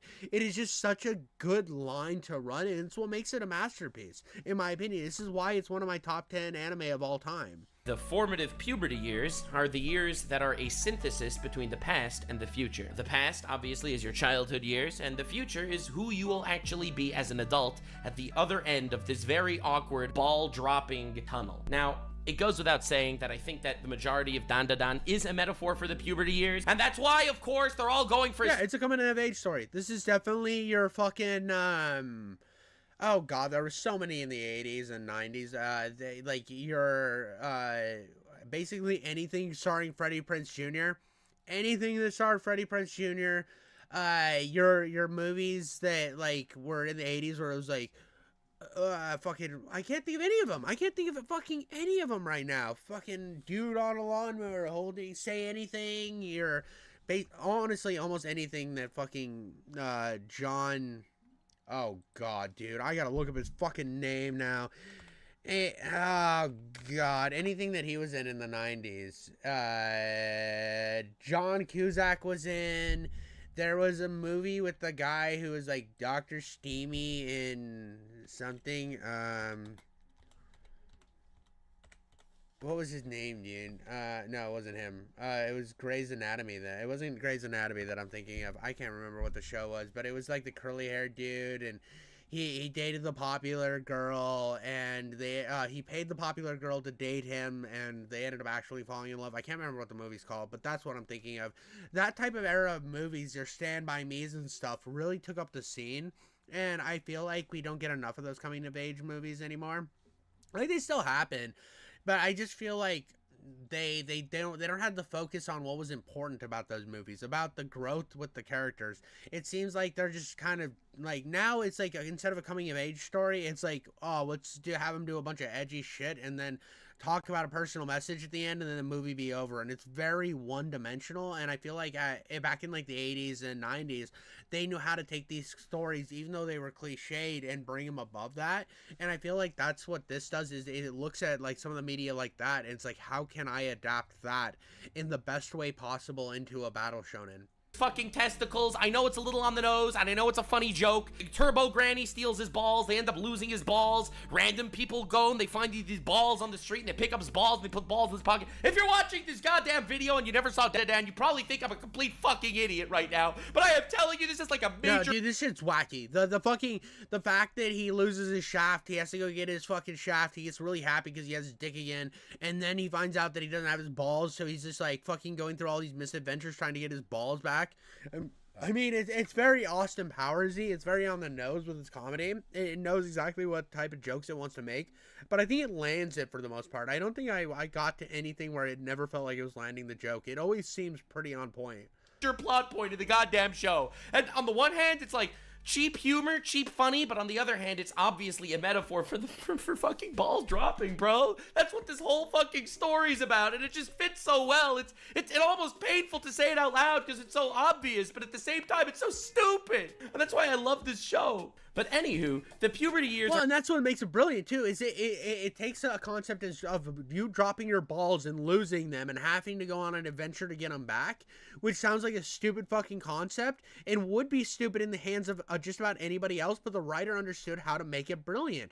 He understood all the other... He doesn't matter what the metaphor was, he understood the characters and everything else to make that happen, and then he's like, I'm just gonna make a bunch of dick jokes along the way, because dick jokes are fucking funny and fun. Why not? Dude, I love making dick jokes on this channel, so I understand that like a good timed dick joke is so much fun. Now, a lot of my coming dick jokes aren't good timed. I just kind of throw them out there like I'm paying off OnlyFans models, but I mean, the point is, if you're able to craft those into a well-timed narrative, you're a genius, bro, and that's what he was able to do. He made it more than just dick jokes, and if you were looking at just a breakdown of Dandadan, you'd be like, oh, it's just a show about dick jokes, when it's so much more, and that's what makes it a masterpiece. They're absolutely a synthesis of the past and the future. I think we could all come together to understand that. Now, the reason why I phrased it in this way is because there are two types of antagonists in the story of Dandadan.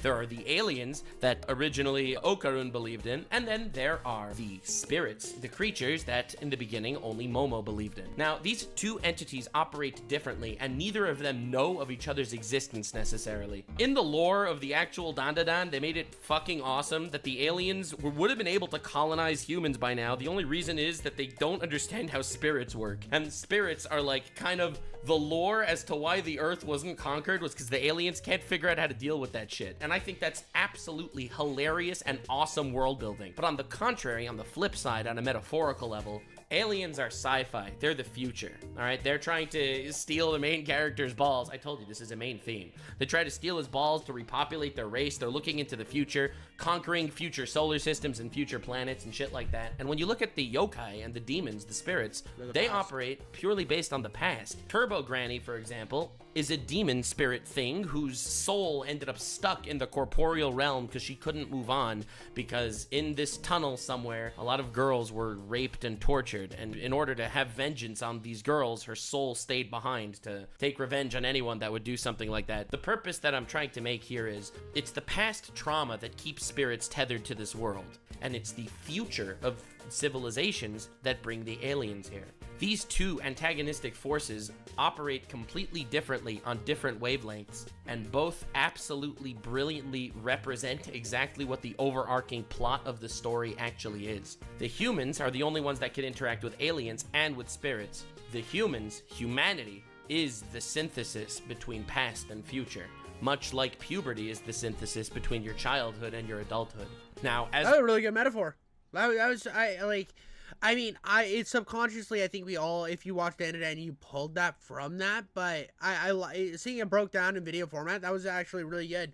Fucking Nux can do more, and I think that this is a fucking amazing video so far. I really like this. That was just such a good breakdown right there.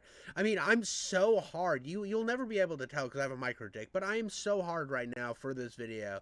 I didn't know I was into blue men, but pretty gay for blue men right now. As we know, there is this other character, the grandma character, who, by the way, holy fucking shit, I wish she would hit me with the 1,000 years of death jutsu, if you know what I'm saying. No one knows what I'm saying. He wants her to take her old vagina lips and suck his blue head into her pussy and live in the crevice of her womb. That's what he wants. He wants to use his blue hair to crevice her inner vagina walls.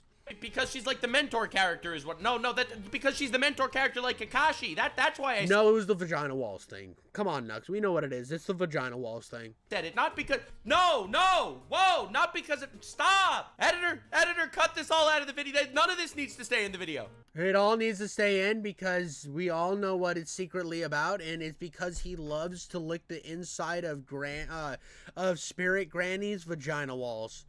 He loves himself some Spirit Granny. He's going to make sure that it has as much. His whole walls are just Spirit. He doesn't. They're like those silicone sex dolls, but he has them glued to his wall. And when he comes home, he just licks. He sideways licks his entire walls of just the Granny from Dandadan. But anyway. The grandma is the guiding older adult in your life, because when you go through puberty, hopefully you're not doing that shit alone. That is a really difficult part of everyone's life. And the high school years are probably some of the hardest portions of most people's existence. You don't know what your future is gonna look like. Your decisions are being made with a brain that is not fully developed, and yet they are decisions, and you will live with the repercussions of those decisions for your... The one advice I can give you is don't just do a bunch of cocaine. That's bad for you. Also, drugs are bad. So just don't do a bunch of drugs. That's my advice. If you're like, oh, this puberty thing's hard, don't go find some guy to sell you drugs. That's the worst way to deal with it. Yeah, I've seen it ruin a lot of people's lives. This has been an anti-drug message from your boy King Jiffy Coates. Make sure to watch out for Cum Falcons and bad Marvel movies. Entire life. The friendships you forge during those formative years are friendships that could last your entire existence on this corporeal realm. It's scary to think about how your fucking dumbass years from 13 to 17 or whatever are some of the most important years of your life, even though you are basically mentally handicapped. No offense to any 14 to 17-year-olds in my fucking audience. You are. You're basically mentally handicapped. You're all fucking retards. You're big fucking dum-dums, according to Nuxanor. No, I didn't say this. I didn't say you were the biggest fucking retards on the planet. Nuxanor or Nux Taku, those are his two channels. He likes to call all children fucking retards. Now, if you want to go on Twitter and say, wow, I can't believe Nux would ever have the audacity to call you a bunch of fucking mongoloids. He attacked kids by calling them fucking mongoloid retards. I'm not telling you to go on Twitter and say that, but if you do, it just happened and it wasn't from me. I don't want to be the guy to break the news to you. I've been there. I remember being an idiot. Okay, I do. The grandma character is the character that actually cares and puts time in and cares what the children are actually going through at that given point in time. The mentor character that isn't just there to push them from class to class, but the mentor character that actually understands the struggles that they're going through, whether it's external struggles or internal struggles. And it's why her actual character in the show is so fundamental. She is the home base for the entire main cast of characters. Every time between battles, at the end of episodes, the family bonding time between the adult that actually cares about the children and the children is such a Also, I love the fact that they killed a giant fucking crab monster and then ate it. That's just so base, dude. They're like, oh, it was a giant crab. Why wouldn't we fucking eat it? That's just an awesome little tidbit that they did. Mentally important concept and so powerful in regards to the growth of the characters. One thing that I absolutely love about what Dandadan did with this character specifically is the fact that they keep her enclosed in her own territory. They fit it in very well to the lore. I don't like the way he says Dandadan. The song says it Dandadan. I don't know. I don't like the way he says it. It's trying too hard. Stop trying too hard, Nux. We know you're a gooner. some sort of psychic power. She is a shaman of some degree, and she is given a specific pact with certain spirits in order to gain power, but she only has power within her own district. Now, within her own district, she's broken. She is the fucking Gojo of her district, all right? You ain't fucking with Granny in her district, all right? It's just not happening. She'll fucking stretch your asshole on a flagpole. However, don't tempt me with a good time. If fucking Granny wants to stretch my asshole on a flagpole, we know I'm letting her. Nux already had it happen. He's got a bunch of sex dolls, remember? His walls are covered with sex dolls, and he uses the bat, and he calls the bat the flagpole, and he shoves it up his butt. Outside of her district, she's virtually powerless, and therefore she can give guiding advice, but the actual battles need to be fought by our main characters. It's a really interesting way to make the overpowered character in the setting a great mentor, an overpowered character, absolutely breathtakingly strong, yet not always omnipresent, always there ready to pick up every flaw and every issue that ever shows up. I think the beginning of Jujutsu Kaisen, as an example, was an issue in certain regards, because I have a problem with Jujutsu Kaisen because I lost so much interest after season 2. Like, I never was, like, fully in Jujutsu Kaisen like a lot of people were. I think I just need to restart it and give it another chance and just watch it from, like, season 1 through 3 or whatever we're at, because I lost interest and I just can't get myself to enjoy it for some reason. I don't know. I don't like it as much as everybody else does, and I feel like there's something wrong with me. Let me know in the comments below. Do you like Jujutsu Kaisen? Do you like Juju Kaisen? We're watching Nux and Orso Ju Kaisen. I don't know, dude. I don't know. It's not. It just doesn't hit for me, bro. It just doesn't hit. I need to give it another shot though. Maybe I'm just fucking wrong. Single fight between Naruto sucks though. Naruto's fucking trash. Everybody who thinks that maybe I need to give our Naruto another chance, you just have bad taste, and for some reason you were retarded enough to like Naruto with his talk no jutsu. Main characters and the villains virtually ended up just being a fight. All right, let's just hold off until Gojo shows up and he obliterates their fucking face. You can't do that shit in Dandadan. No one is coming to save you. You have to pick up your own shit on your own time, and no one is going to fix your shit for you. It's an important lesson, and also, again, tying back into the same metaphor, it is a metaphor for growing up. It is a metaphor for building your own life. Using this as an example, your parents could get you tutors, they could sit and study with you for your exams, they could be there for you, they could give you all form of time that you would need to study. However, ultimately, you're going to need to put in the work, you are going to need to take the exam, and you are going to need to pass that exam on your own. And it's like that for everything in life. Ultimately, your parents cannot spoon feed you, or else you will become a demented troll on the internet that doesn't actually care about anything and kind of has a shitty existence. You can't be spoon fed your whole life. You have to build that shit for yourself, and that's what this show is. Your true battle. Pull your fucking bootstraps up, boys. Don't be yourself a little cook liberal tard. Don't be a libtard. You gotta push your bootstraps and do your things right.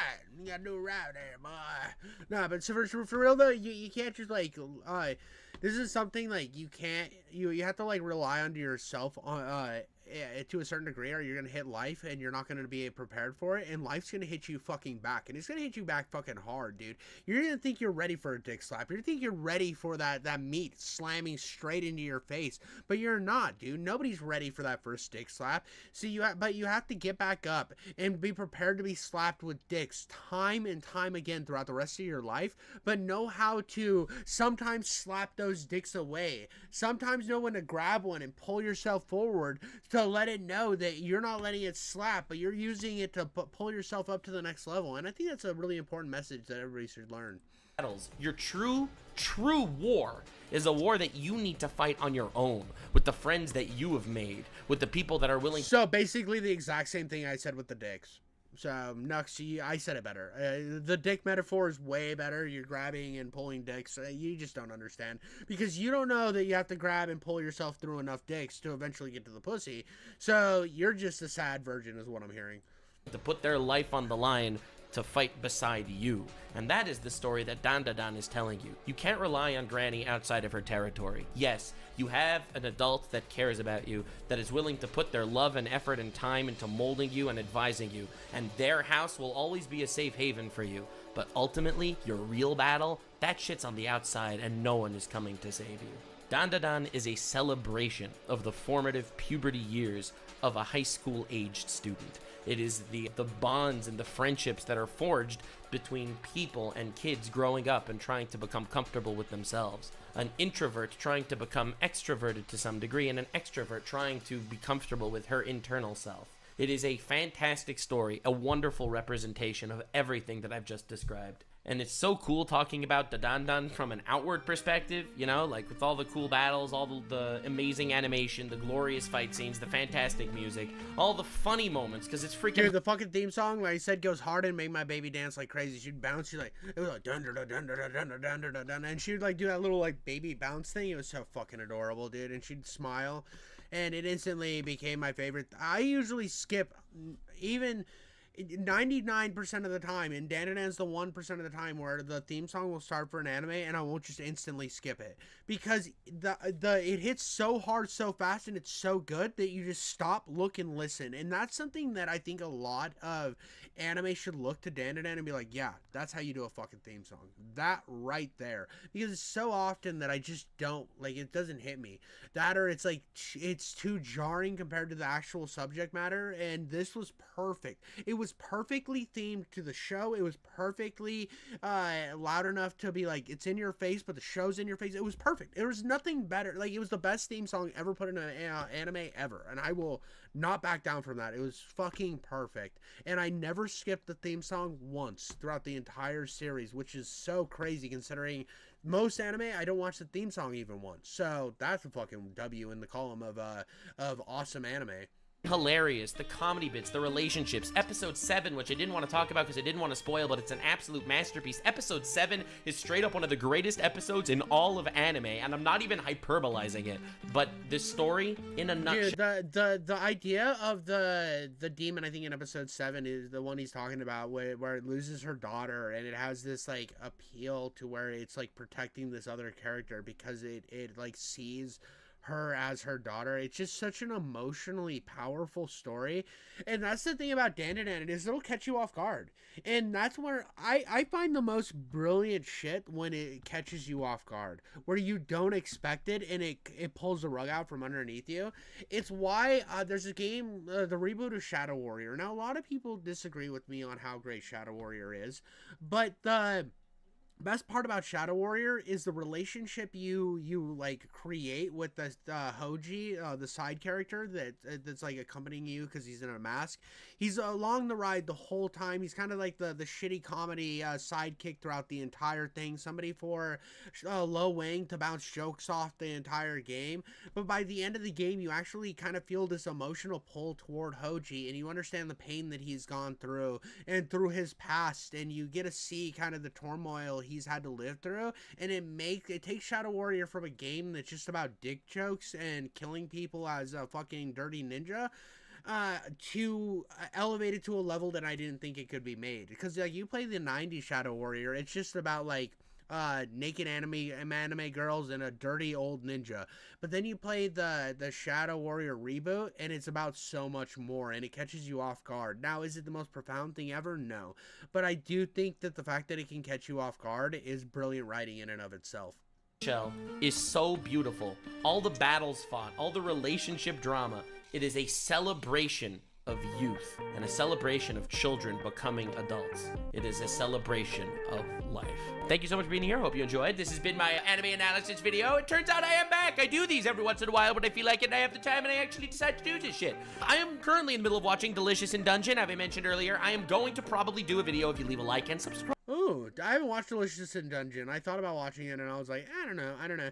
I watched, what was it recently? Campfire Cooking. It was like Campfire Cooking something. It is fucking, out of isekai anime, it's one of my favorite I have ever watched. Campfire Cooking as OP or some shit like that is so good. It's so good. I've actually been finding like some weird anime lately that has just been catching me off guard, and they've been coming from like the isekai genre, and usually that's like a trash genre, and I know it's a trash genre going in, but that one caught me off guard. I was like, holy shit, this is actually pretty fire. Right, future anime analysis content. I guess the king must return because the plebeians haven't picked up his mantle in regards to the No One Understands series, so oh well, I guess your boy is back. I'll see you in Dude, this is great. If Nux can just do these every so often, I will have free anime content that I can just piggyback off of, and I will fucking love it. Because here's the thing. I used to do movie reviews, and I was going to do more anime reviews, and they're not that great.